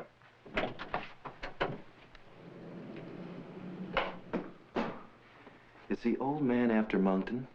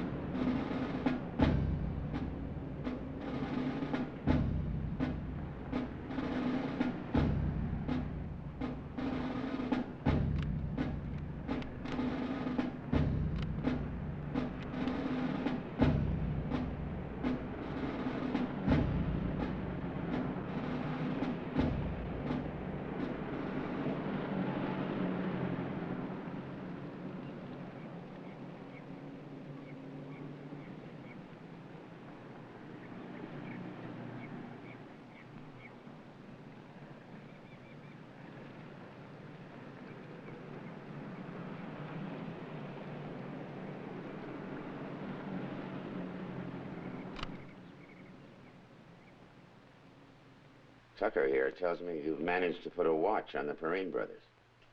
Yes, sir. Too bad in a way we have to do that. They did support us during the last campaign.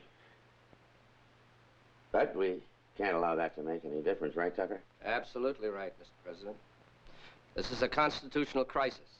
And the preservation of the presidency, some of the old friendships may have to fall away. Exactly. What do you suppose the Perrines do in their house anyway? I hear Arthur's got some pretty funny ideas about how to have a good time. Lars knows those stories too, sir. If you look at the history of great nations, and I guess I've read as much history as any president except possibly Tommy Wilson, you'll find that their downfall is almost always associated with two principal causes of social corrosion. First, the use of drugs, and second, a pervasive sexual immorality. That's why I'm so old-fashioned and hard-line. And I'm not just talking about Arthur Perrine now. Say a married man wants to fool around with an attractive young widow.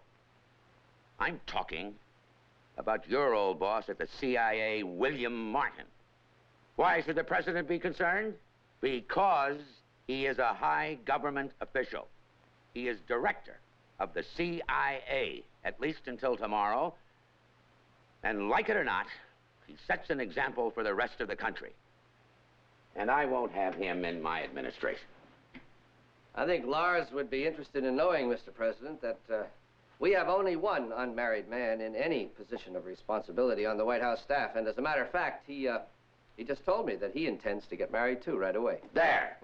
You see? Now you compare that to the Congress, where they think it's so modern and popular to let their hair grow and run around with their secretaries.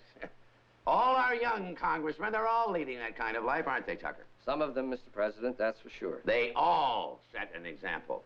They should read a little about the history of past civilizations.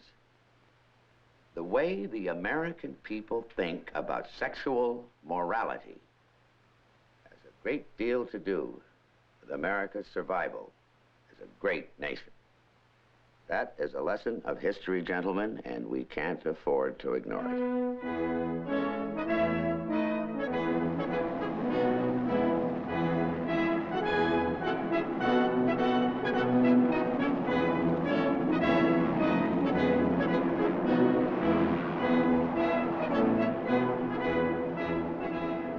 Should I give for firing him? I'd just say he disobeyed a direct order from his commander-in-chief to turn over his files, sir.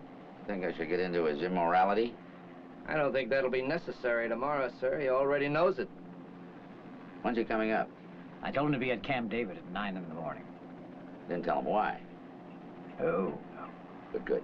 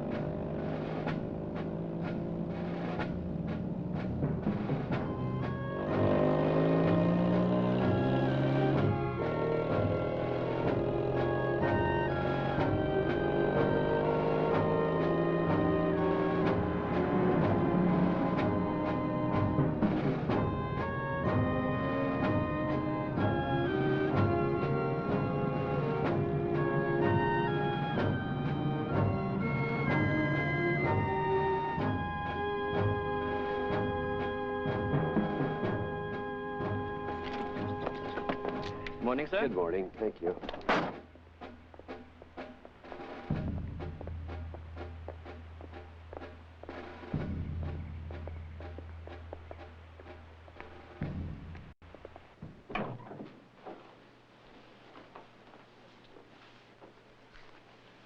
Would you sign the guest book, please, Mr. Martin? All right.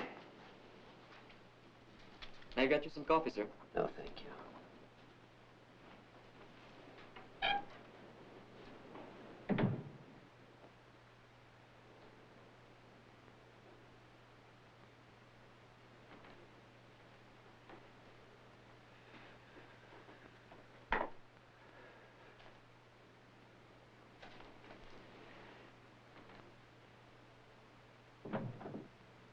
Mr. President, Director, glad you could come. Thank you, sir. Yeah. A nice trip up? Yes, sir. Ever been here before? No, sir. It's beautiful countryside. Mm-hmm. Sit down. Thank you. Something I want to talk to you about. Concerns your record of performance, your conduct of the agency. I don't want to talk to you now, Mr. President. Here. I do, however, have something I'd like to show you.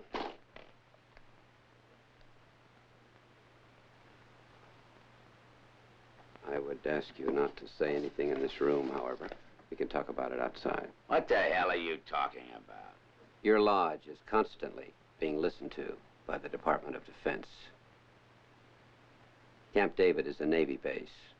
When you're here, Mr. President, you are a guest of the Secretary of Defense. And he will have a tape of anything we say within minutes. I have personally read transcripts, conversations you've had in this very room. So I don't want to talk in this room.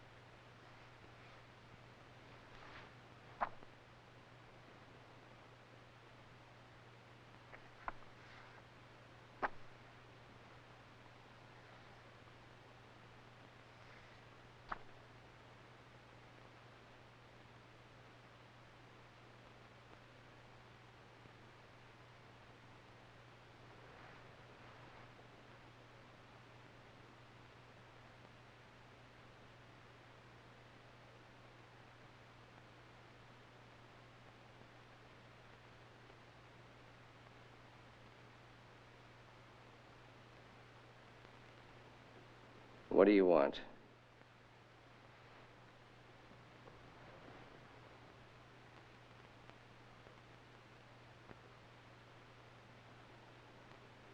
May I suggest, Mr. President, that you and I go outside and talk?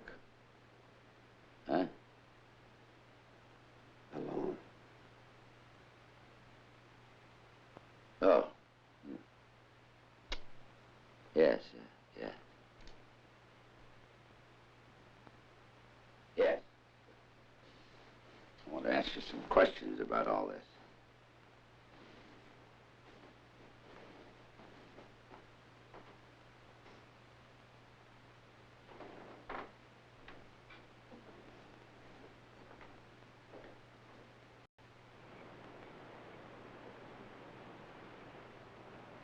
Allen to control.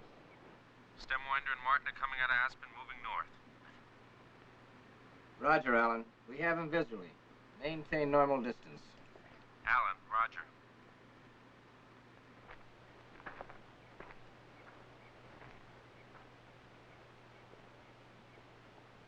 President, I'll get right to the point. You and Elmer Morris, the White House and the FBI, have been involved in some highly illegal, potentially embarrassing operations. I think those pictures in that list prove that without question. That's the road, the main gate. It goes right by the CO's house. But I think we'll go this way. Do you ever bowl? My bowling alley is behind that house. And that is Oak. Every building here is named after trees. A member of your staff, Mr. President, has been photographed bugging the home of Arthur and Forrest Perrine. He entered the house illegally.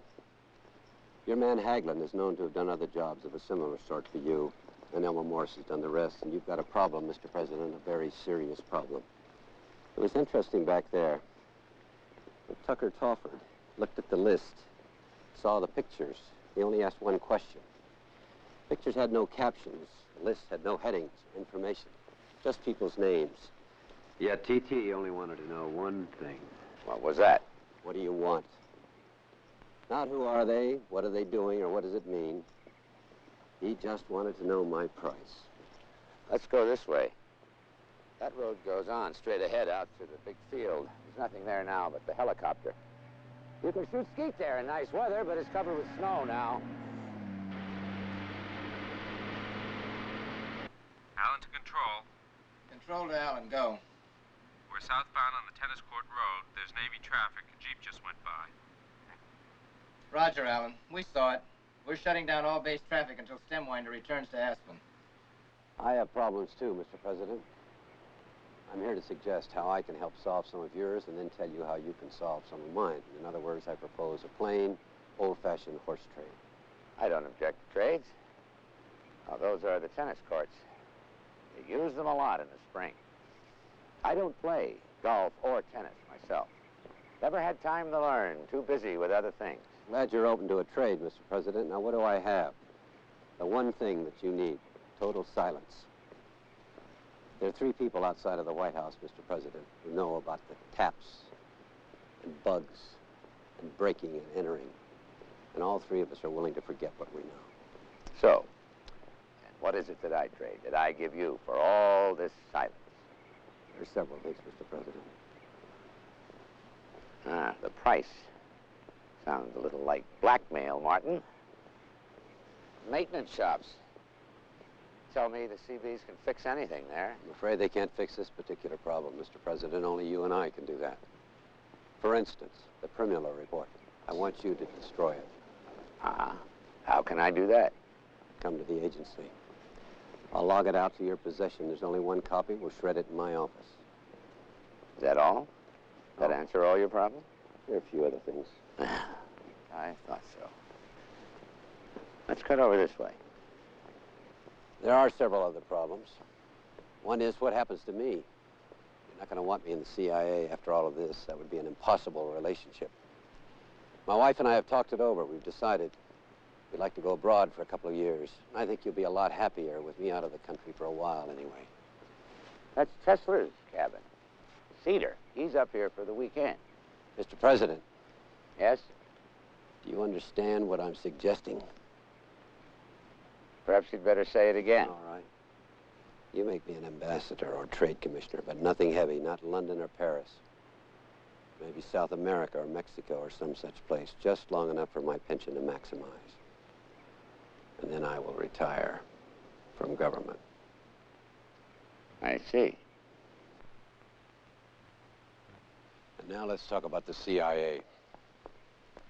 You'll be replacing me with a new director. Yes, Carl Tesler is already getting up a list. You can forget about Carl Tesler's list. I'll give you a list right now, a list of 1. The new director will be Durwood Drew. And who the hell is he? A career employee, formerly my assistant, now attached to the embassy in Bangkok. A rather colorless fellow. He'll do an excellent job for you. Anything else? Yes. Call off the dogs. No more FBI harassment. Are you being harassed? I'm not talking about me. I'm talking about the CIA. Tell Elmer Morse to lay off. There's no liaison between the FBI and the CIA because he broke it off a long time ago. You'll order him to reestablishment and you to give Durwood Drew your full support. Even when he's wrong? He won't be wrong often, but yes, even when he's wrong.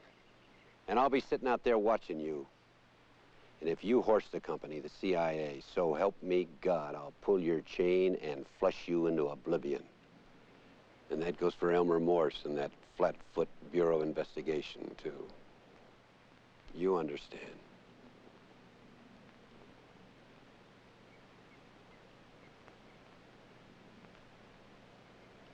This is interesting. See those swings and that teeter-totter? And that thing called a jungle gym, I'm told. Oh, perhaps you know. You have children? No. No. William Arthur Curry had a son. Billy Jr. So he put all these things here for his son. But his wife hated Camp David. Wasn't elegant enough for her, you know. She called the buildings Arkansas Motels.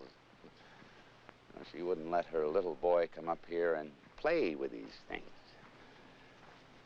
Call that too damn bad. Stuck-up cow. Mr. President, did you hear what I said about the FBI? Certainly. I heard all of your obvious blackmail demands, Martin. And? Look. And? And what? And what is your response? If you get silence from me, will you destroy the Primula report? Will you destroy it, give me an overseas job, appoint Drew, and call off the dogs? Because that's the price.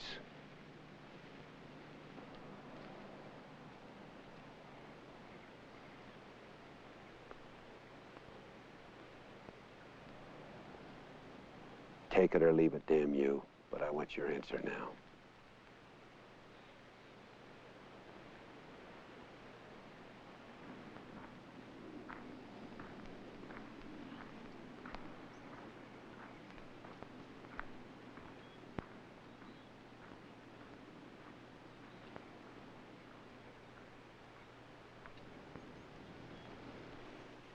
Allen to control.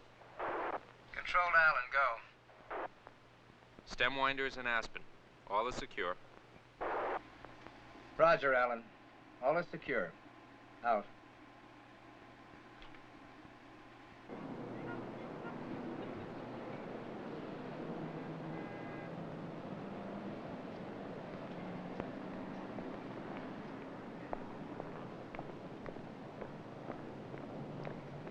What's the time?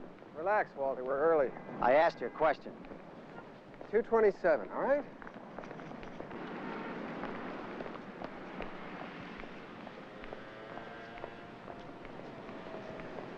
Bob! Bob? Hey, how are you? Good to see you. You look great. What are you doing in town? Bob Bailey, Walter Tulloch. Walter's working with us now. Oh, well, nice to meet you. How you doing? We don't want to be late. Walter, we got plenty of time. What are you doing? Oh, a little lobbying. Folks back in Des Moines don't know any better than to think that I still have a little clout left around here. Yeah. Can I do anything to help? Oh, no, thanks. I mean, thanks for asking. No. Well, you seem to have gotten everything you wanted, Hank. How's it feel? Terrific. I mean, why not? Oh, I don't know. I just, wanted to hear you say it. Hey, I hear this town's yours now, huh? You're in the big league, plugged in all around. Yeah. Could have been you, Bob. Yeah, well, I guess I just didn't want it as much as you did. I guess maybe I'm just happier playing AA ball out in the boonies. We've got to go, Hank. Are you sure I can't do anything to help? No. Thanks anyway. Well, I'll see you around, Hank. Right. Call me anytime. Say hello to Judy. All right, let's go. You know, that's a good guy. That's a really good guy. He's just another loser.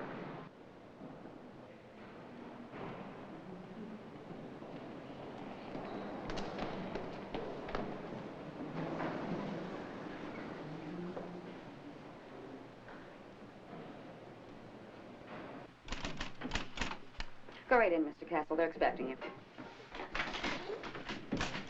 Sorry, I'm late. All right, let's hear it. The singular concerns of this report are the forthcoming national conventions. For security purposes, it will be known as the Bedrock File. File 1, electronic surveillance and wiretapping. The potential exists to control communications in all opposition candidates' headquarters and hotel rooms. Lead time is sufficient that the complete technical operation could be established, both our people and equipment in position, well before the opposition arrives. As an adjunct, a chase plane will be used to intercept radio telephone communications between the final opposition candidate and his people on the ground. File 2. Procurement of opposition documents. With the use of properly trained and outfitted personnel, this material can be made available to us through the process of illegal entry. File 3. Pressure factors. In order to successfully influence policy decisions, a luxury yacht will be chartered by a cover company and staffed with call girls. Each stateroom will be equipped with hidden cameras and tape recorders. These will be the very best girls available. The very best? Yes, sir, from New Orleans and Las Vegas. File 4, demonstrations. Based on confirmed information, we can expect the presence of a large number of radical leaders at our headquarters as well as at the convention center. It is anticipated that the crowds will be too large and unruly for the local police to control. Therefore, specially trained kidnapping squads will seize and drug the leaders. They will then be transported to safe houses in Mexico, where they will be held incommunicado until the convention is over. File 5.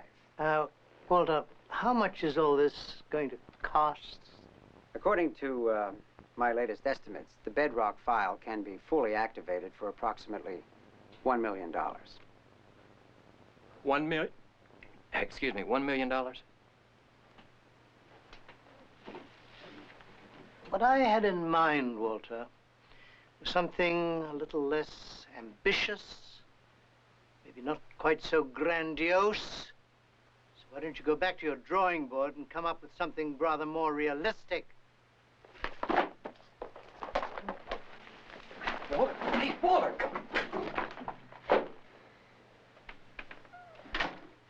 I don't know what happened to him. High strung, isn't he?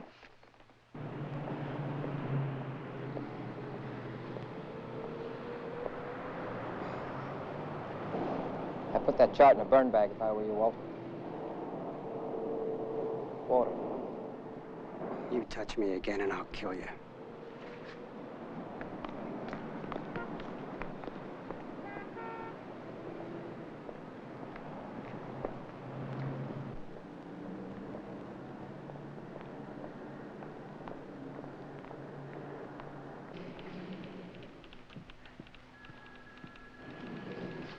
Hello. Hello. Mr. Brewster Perry, please. My name is Peter Ozymandias. What are you laughing at? Well, that's a lovely name. Thank you. What's yours? Wanda. Wanda Elliott. Mr. Peter Ozymandias is here to see Mr. Perry. Fine. You can go right back. It's the office right at the end of the hall. You can't miss it. Don't worry, Wanda. I won't miss it. See you later.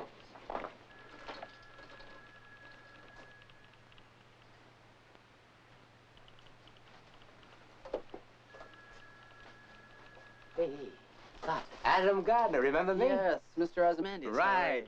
Hey, you're really getting up in the world. Huh? Last time I saw you, you were just another dog robber. Well, it's been a pretty busy time. Hey, you're getting your picture in the paper, everything. Yeah. Hey, now listen, anytime you need a job, Oh, just give me a sir, call. thank you very Hey, much. wait a minute. I mean it. You remember that, huh? Let's see you around. You're on. Next time I'm out on the coast. Good. That'll give us time to talk about a lot of things. And don't forget to bring your checkbook. Right. Bye. Yes? Mr. Ozymandias to see you, sir. Send him in.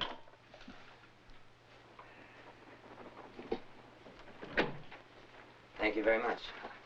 Mr. Perry, I certainly appreciate your time. Well, what can we do for you, Mr. Ozymandias? Well, I don't know if you've had a chance to speak to Myron Dunn, but we're doing the last campaign. That was a generous contribution. Thank you. $250,000. Yes, I had some serious problems at the time, and Mr. Dunn, well, he assured me that I might expect some help. I believe that help was delivered. Very little. Very little, Mr. Perry. In fact, a lot less than I had counted on. I wasn't aware that there was any dissatisfaction. Mr. Perry, I'm in the business of selling airplanes. Now, most people are not aware of it, but there are a lot of government restrictions which make things very difficult sometimes. I'm sure it does. Red tape, bureaucracy. Worse than that, Mr. Perry. In fact, my problems now are bigger than they were before. What kind of problems, Mr. Ozymandias? Mr. Perry, it involves a lot of money. See, just recently I sold a few of these large air transports abroad, and believe me, those big babies don't come cheap. Well, I deliver them, everything.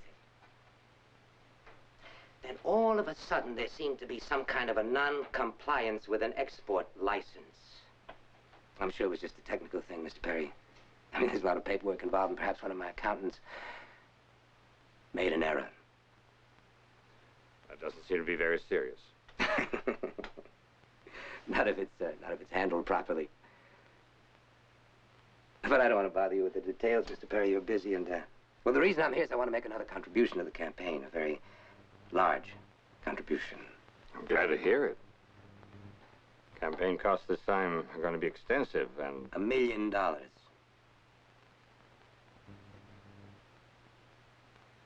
That certainly is generous. Of course, this time I'll need some assurances. What kind of assurances did you have in mind? I want to meet with the president himself, personally. Just to explain my point of view. At this point, there's no way I can guarantee. Mr. Perry, try. I'm not sure he'll go for it. I get the meeting. Then you get the money.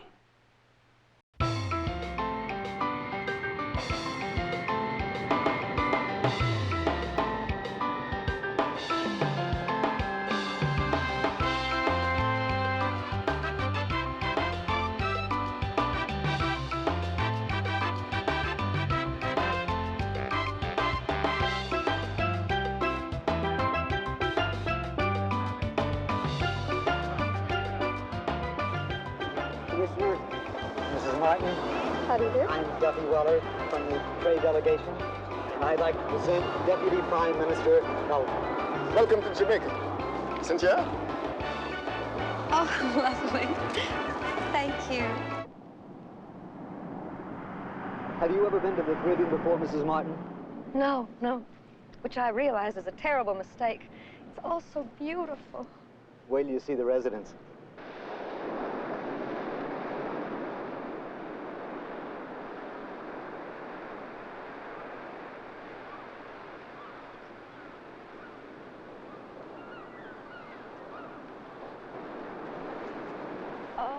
You like it? Washington was never like this. It's paradise. We try to keep it a secret. I can see why. Well, I hope you'll both be very happy here. Oh, we will. Thank you.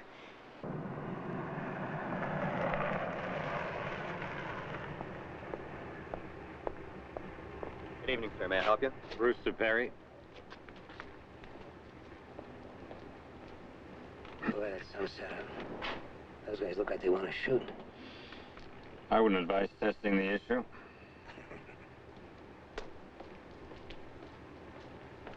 Thank you, sir. You're clear to go in. Raise the gate.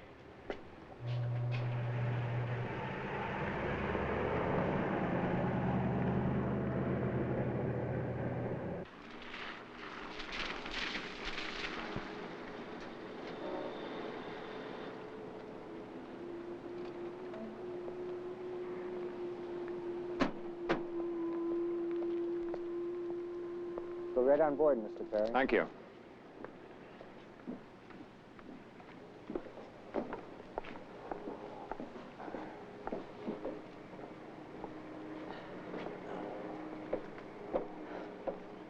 Good evening, gentlemen. Evening. This way, please.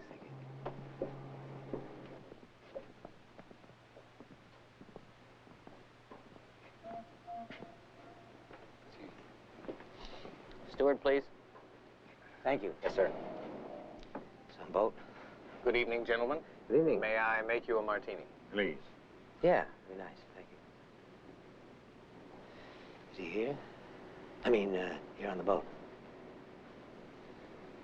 You tell him about why I wanted to see him?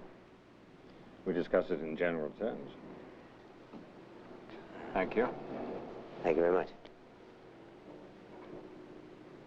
Very nice.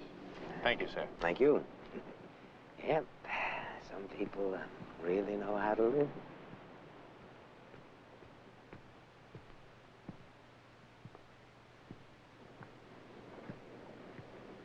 Mr. President. Brewster. Mr. Ozymandias. It's a great pleasure, sir. Very happy to meet you. Brewster here and Myron Dunn have told me how helpful you've been to us. Well, sir, I'm just trying to do whatever I can. Good, good. I'm very glad of this opportunity to express my personal appreciation. Thank you, sir. Welcome aboard.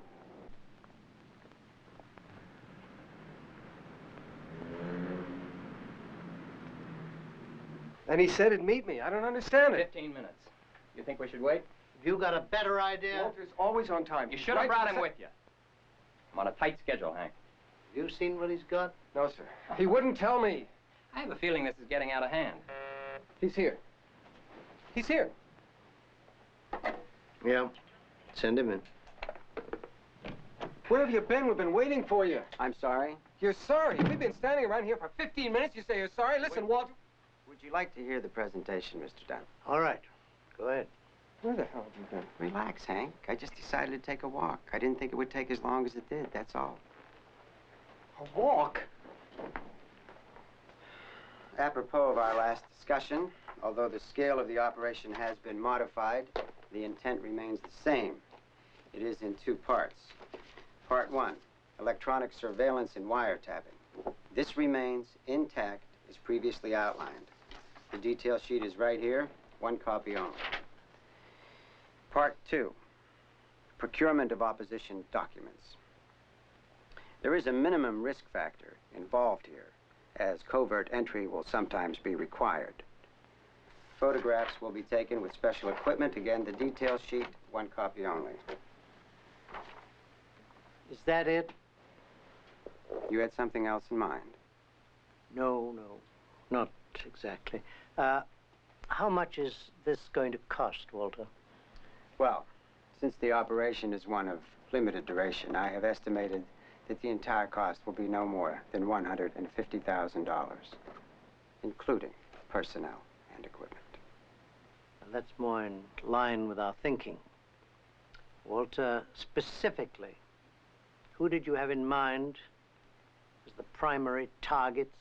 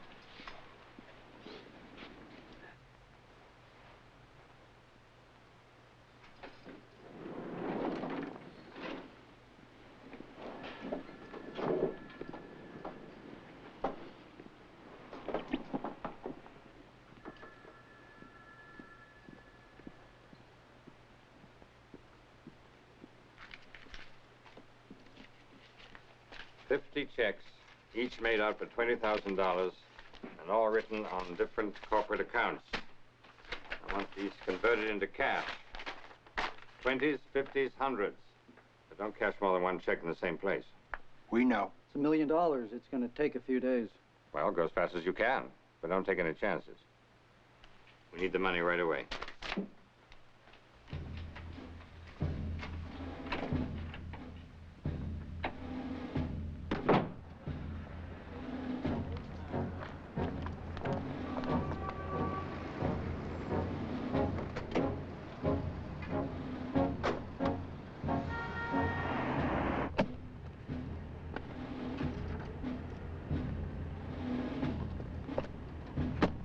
That's it for here. Head north.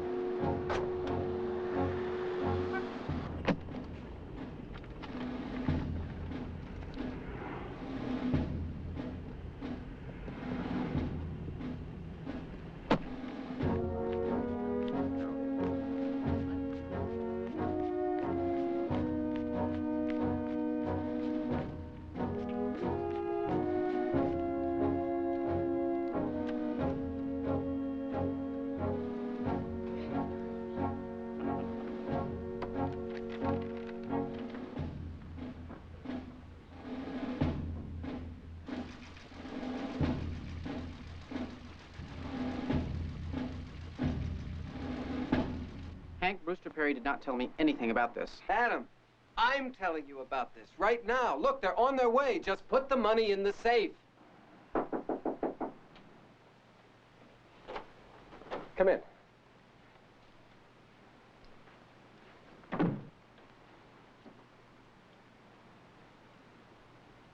Open up.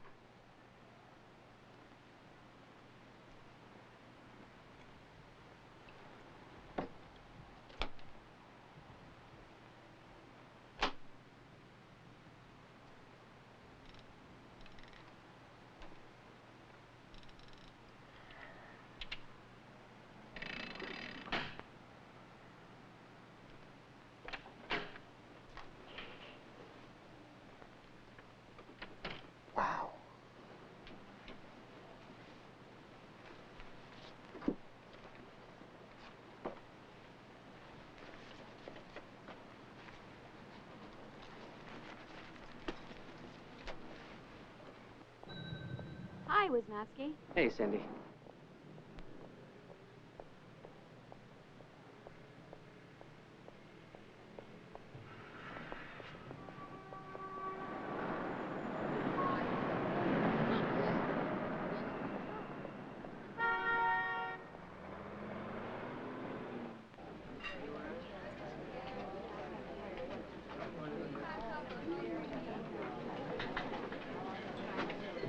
Hi. Hi, thanks for coming. Hope I didn't take you away from anything. No. Troubles? You sounded really worried over the phone. Yeah, I am worried. I just couldn't think of anyone else to talk to. No, just one coffee, honey. Want to tell me about it? Joe, you must know something about what's going on at the Presidential Re-Election Committee. Well, we hear rumors. Is, Adam in trouble? Off the record, we're friends. Well, at first, Adam used to tell me what they were up to. Hank Ferris and that lawyer that he hired, Alex Coffey. Silly pranks.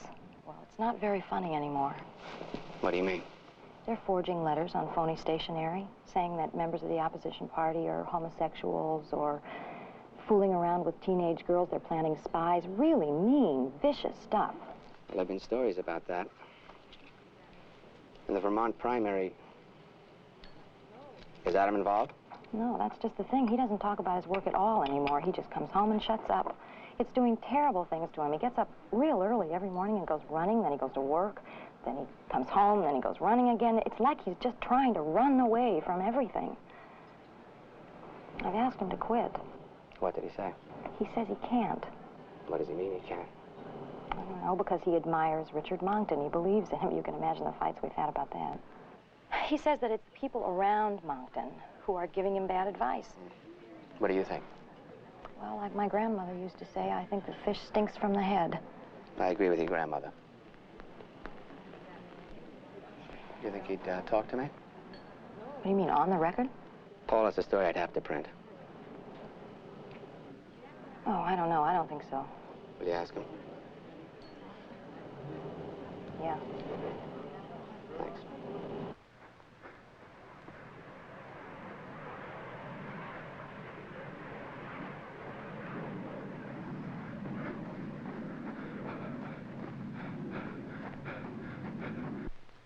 Everything. I have to think of everything myself. Why is that, Frank? We have a lot of people working for us. What do? Nothing. How many times do I have to say it? We need something big, something important, before the election.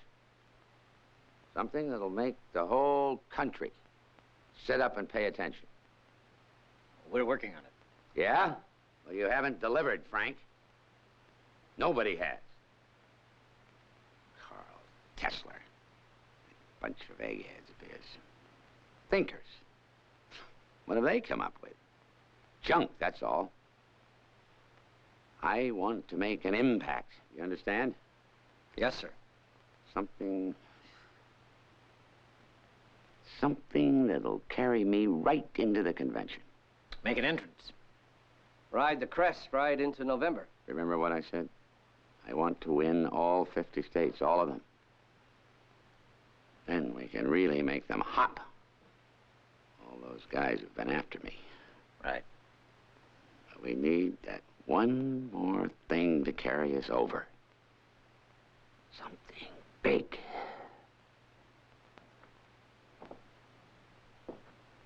When the time comes,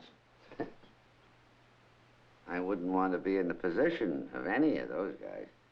After the election. Damn right. Tucker? Sir. I want complete, comprehensive notes on everyone who tried to do us in. Everyone. They asked for it, and they're going to get it. And get it good. We've never used the power yet, as you know. We haven't begun. Oh, never used it. Never used the FBI fully or justice. But things are going to change. Right. Damn it, Frank. We need something big.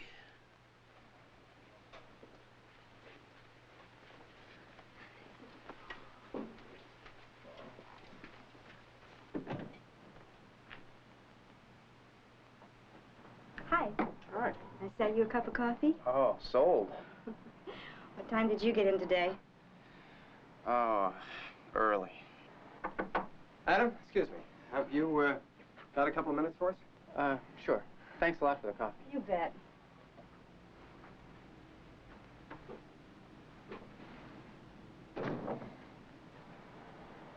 Walter needs $150,000 in cash.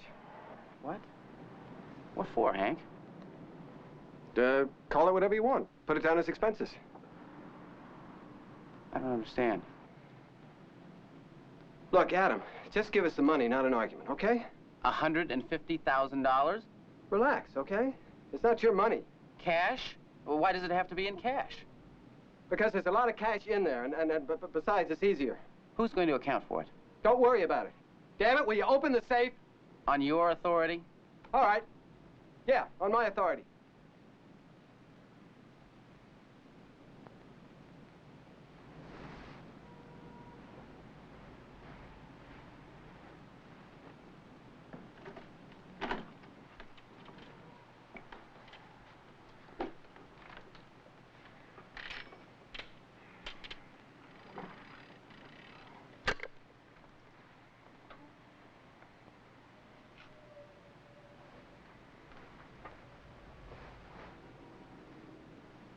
Looks like you can afford it.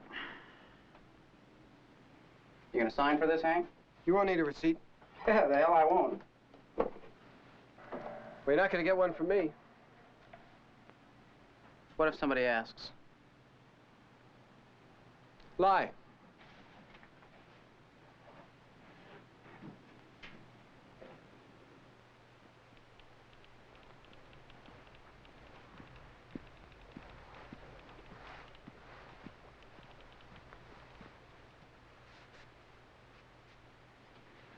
Don't you get nervous carrying all that stuff? Doesn't bother me one bit. Look, Walter, we gotta do this right. You can't make any mistakes. Hank, don't worry.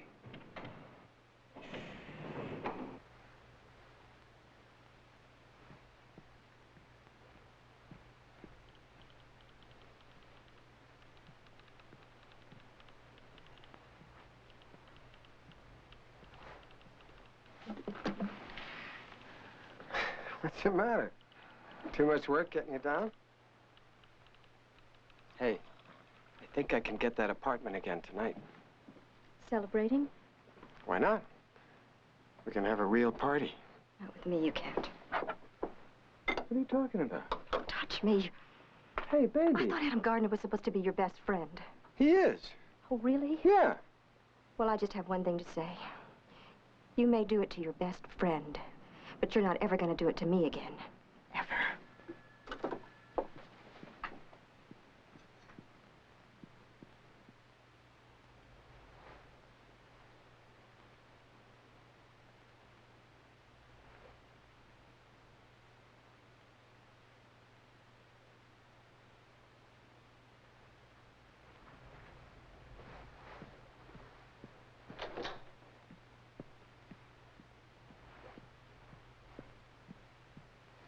And all those government contracts are still going out to the Midwest. Just think what that's worth a year. Of course, we can't make any promises, but we're not going to forget either. Listen, I know times are tough, and you know I wouldn't ask you for anything you couldn't handle. Sure.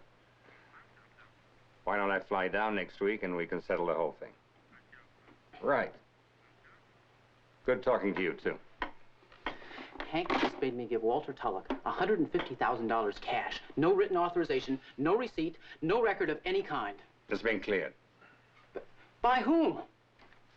The money comes in, the money goes out, cash, no vouchers, no receipts, no record of any kind. Now, if there's ever an audit... There won't be any. What is it, Brewster? What is going on? Let me give you some advice, Adam. As your friend. I don't know, and I don't want to know. It's coming down from above. It has nothing to do with me. And if you're smart, it'll have nothing to do with you.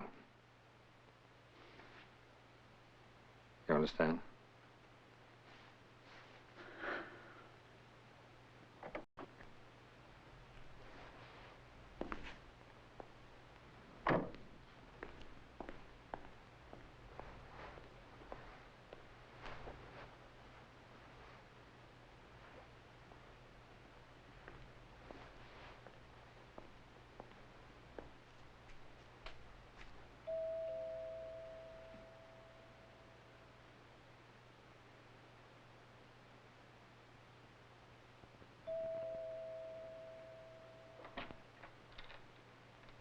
Yes? Wanda Elliott? I'm Joe Wisnowski of the Washington... I know who you are. I'd like to ask you a few questions, if you wouldn't mind. Questions about what? Could you let me in, maybe, and I'll tell you?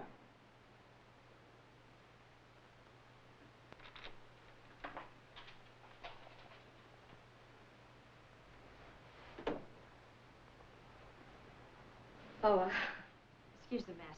I wasn't expecting company. And if you were expecting company? Wouldn't look much different.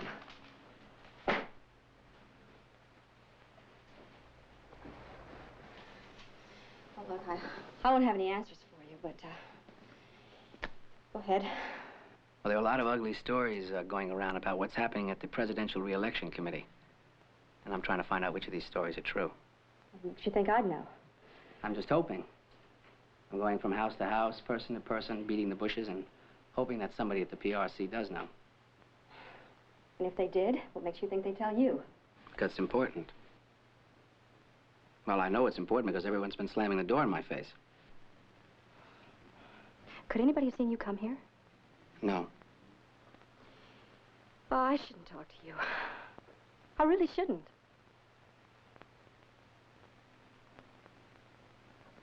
What have you heard? That a lot of people at the PRC are playing dirty, dirty pool. Everything from stink bombs to forged letters. There's a lot of money floating around. Oh, yeah.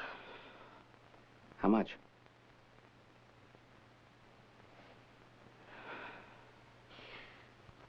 You don't quote me. You don't mention my name. In fact, you don't even know me. I promise. Okay. What can you tell me about the money? Well, there's a big safe in the office, and right now it's full of cash. Enough to choke a horse. How much? Millions. Oh, literally millions? Yeah. 4 or 5 million. Uh-huh. How did it get there? Oh, I don't know. Brewster Perry's got a couple of guys that came in the other day and just unloaded it. I don't know where they got it. I can tell you, it was a suitcase full. 4 or 5, huh? Then, as far as I know, it's probably all legal. Well, that depends upon where they got it and what they gave for it. Let's talk about some people. Hank Ferris. Hank Ferris is not one of my favorite people. Well, why is that? He's a bad guy, period. A weak, small, scared, hustling, nothing little guy. How about Adam Gardner? He's a good guy. The best. Only now they are really putting the blocks to him. What do you mean? Well, I don't know the details. I just know that Adam is honest. Only the safe's in his office. And they're pulling him apart, trying to get the money out of there to do their dirty things with. Who is? Hank made Adam turn over $150,000 to a man named Walter Telek in cash. What for? I don't know. But it made Adam sick. I mean, it really made him sick. Well, what did he do it for? Tell you, I don't know. Maybe you should talk to Adam about it. Oh, no. Don't. He's got plenty enough on his mind already. Would you mind if I told his wife about the $150,000? Oh, no. She might be able to get Adam to talk to me. No. Absolutely not. Oh, that's really playing dirty. You know, I used to watch her television show before it went off the air. She must be a pretty sharp lady. She is a sharp lady. A fine lady. She's trying to hold on to her marriage, and she's got a guy she can't even talk to anymore. And I don't know if they're going to be able to make it unless they can talk. You really are a hustler, aren't you? Yes. Yes, I am. But what I just told you is the truth. I like the Gardners. And I don't want to hurt them. And if Adam is a good guy, the truth isn't going to hurt him. Okay, Wisnowski. Okay. How the hell did Wisnowski find out? Doesn't matter. It's true, isn't it? They're gonna think I told him. I wish you had. Is he gonna print this? He said he wants to talk to you first. I have nothing to tell him. You Nothing can to tell tell him the truth. You can tell me the truth.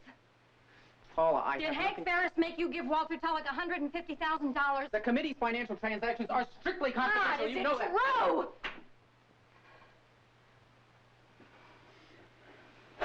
Oh, yeah, it's true. It's all true.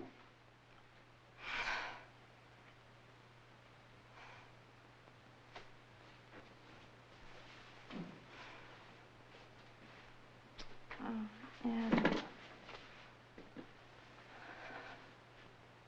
How could you? How could you? Do you want to know? You really want to know? Yeah, I really want to know. I didn't know how not to. I didn't know how to say no.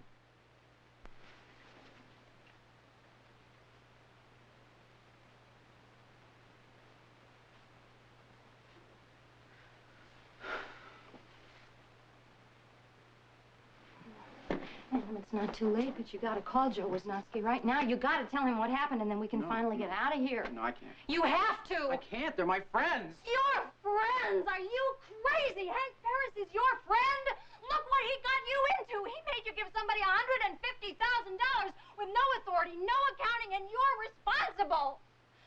Look, the president and the campaign... Oh, my God, Nobody I can't finds out about stand this. anymore, Adam. I really can't. Watching you twist and turn and lie to yourself. You decide, Adam. Call Joe Wisnowski. Quit the committee, or I'm leaving you, and I'm not coming back.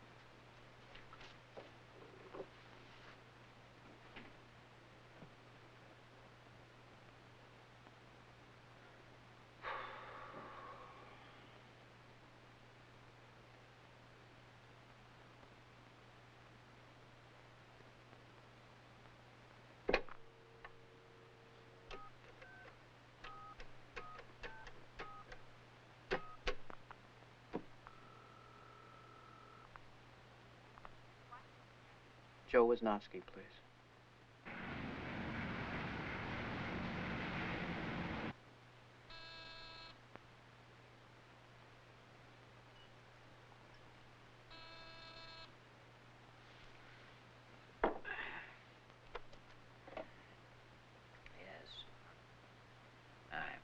It's Tesler. What does he want? I don't know. He's outside. Tesler. Every day he comes here with something urgent. Urgent. You know what it is, Frank? Nothing. I'm getting pretty tired of this. Will I say you're busy? I'm always busy. It's a lot of work, this job. Hard work. Not like what Tesler and those other jerks do all day. Come to think of it, I don't know what they do. Ah, those guys at the State Department. We need a real house cleaning there, Frank, I tell you. What about Tesler? Might as well tell him to come in. All right, send Dr. Tesler in. Mr. President. What is it, Carl? I haven't got much time. Mr. President, I have just received an urgent cable from the Canadian legation in Peking. What? In Peking, Mr. President. After all these months of delicate negotiations, sir. What'd they say? You will receive an invitation. A personal invitation from the chairman himself to make an official visit.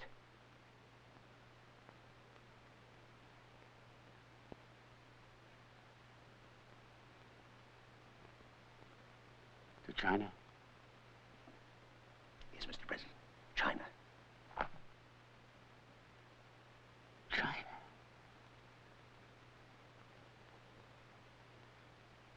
Can you believe that?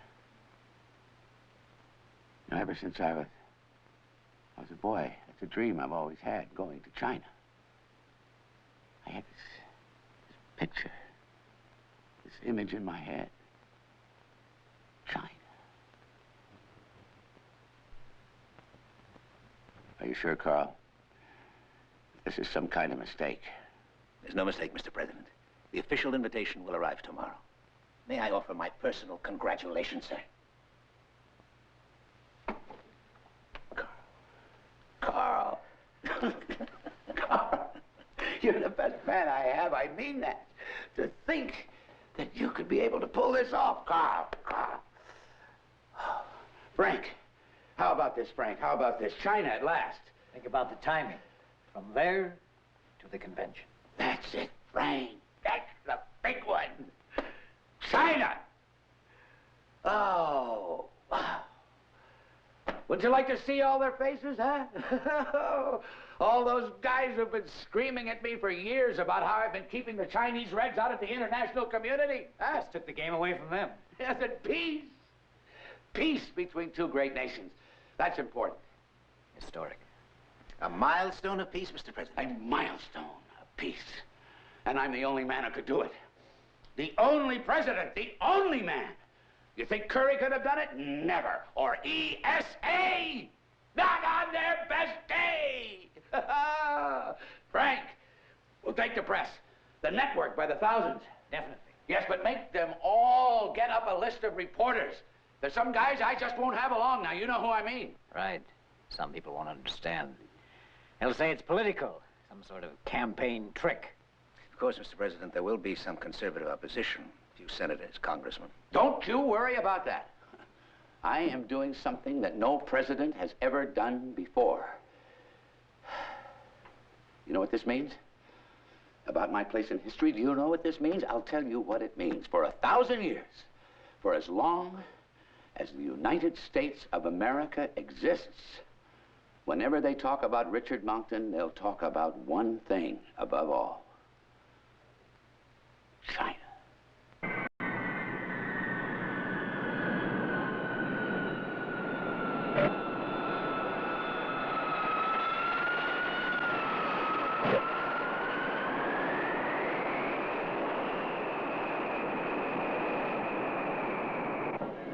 Announcing the arrival of Flight 76, Washington, D.C.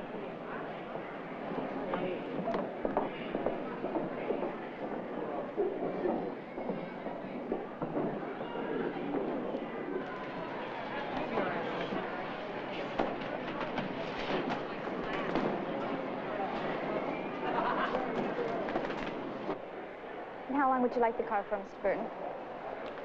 Not long.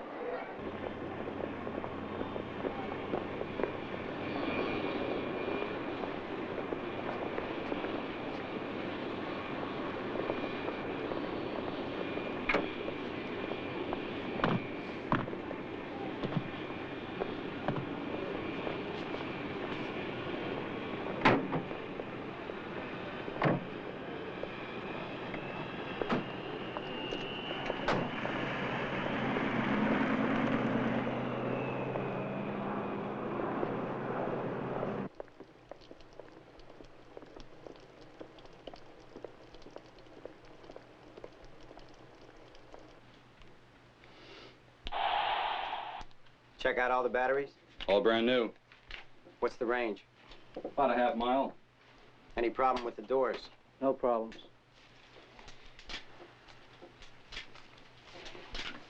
What's our in and out? 20 minutes, no more. And figure a half hour back to the airport?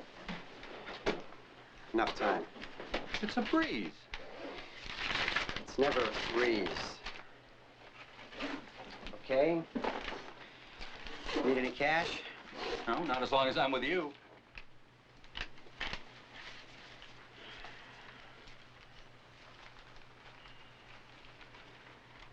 Time.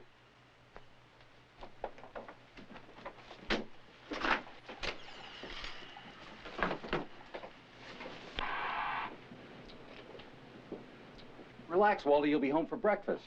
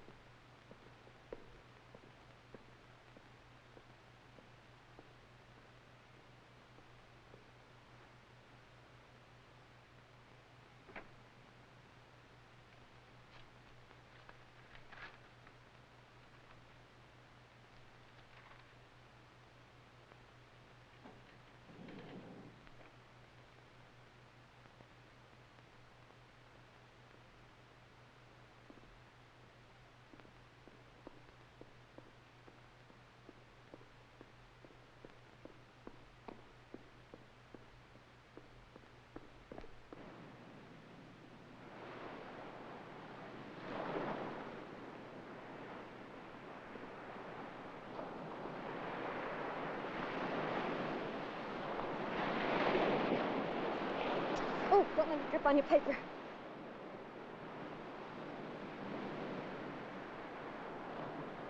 Oh, I don't think I've ever seen anything so beautiful.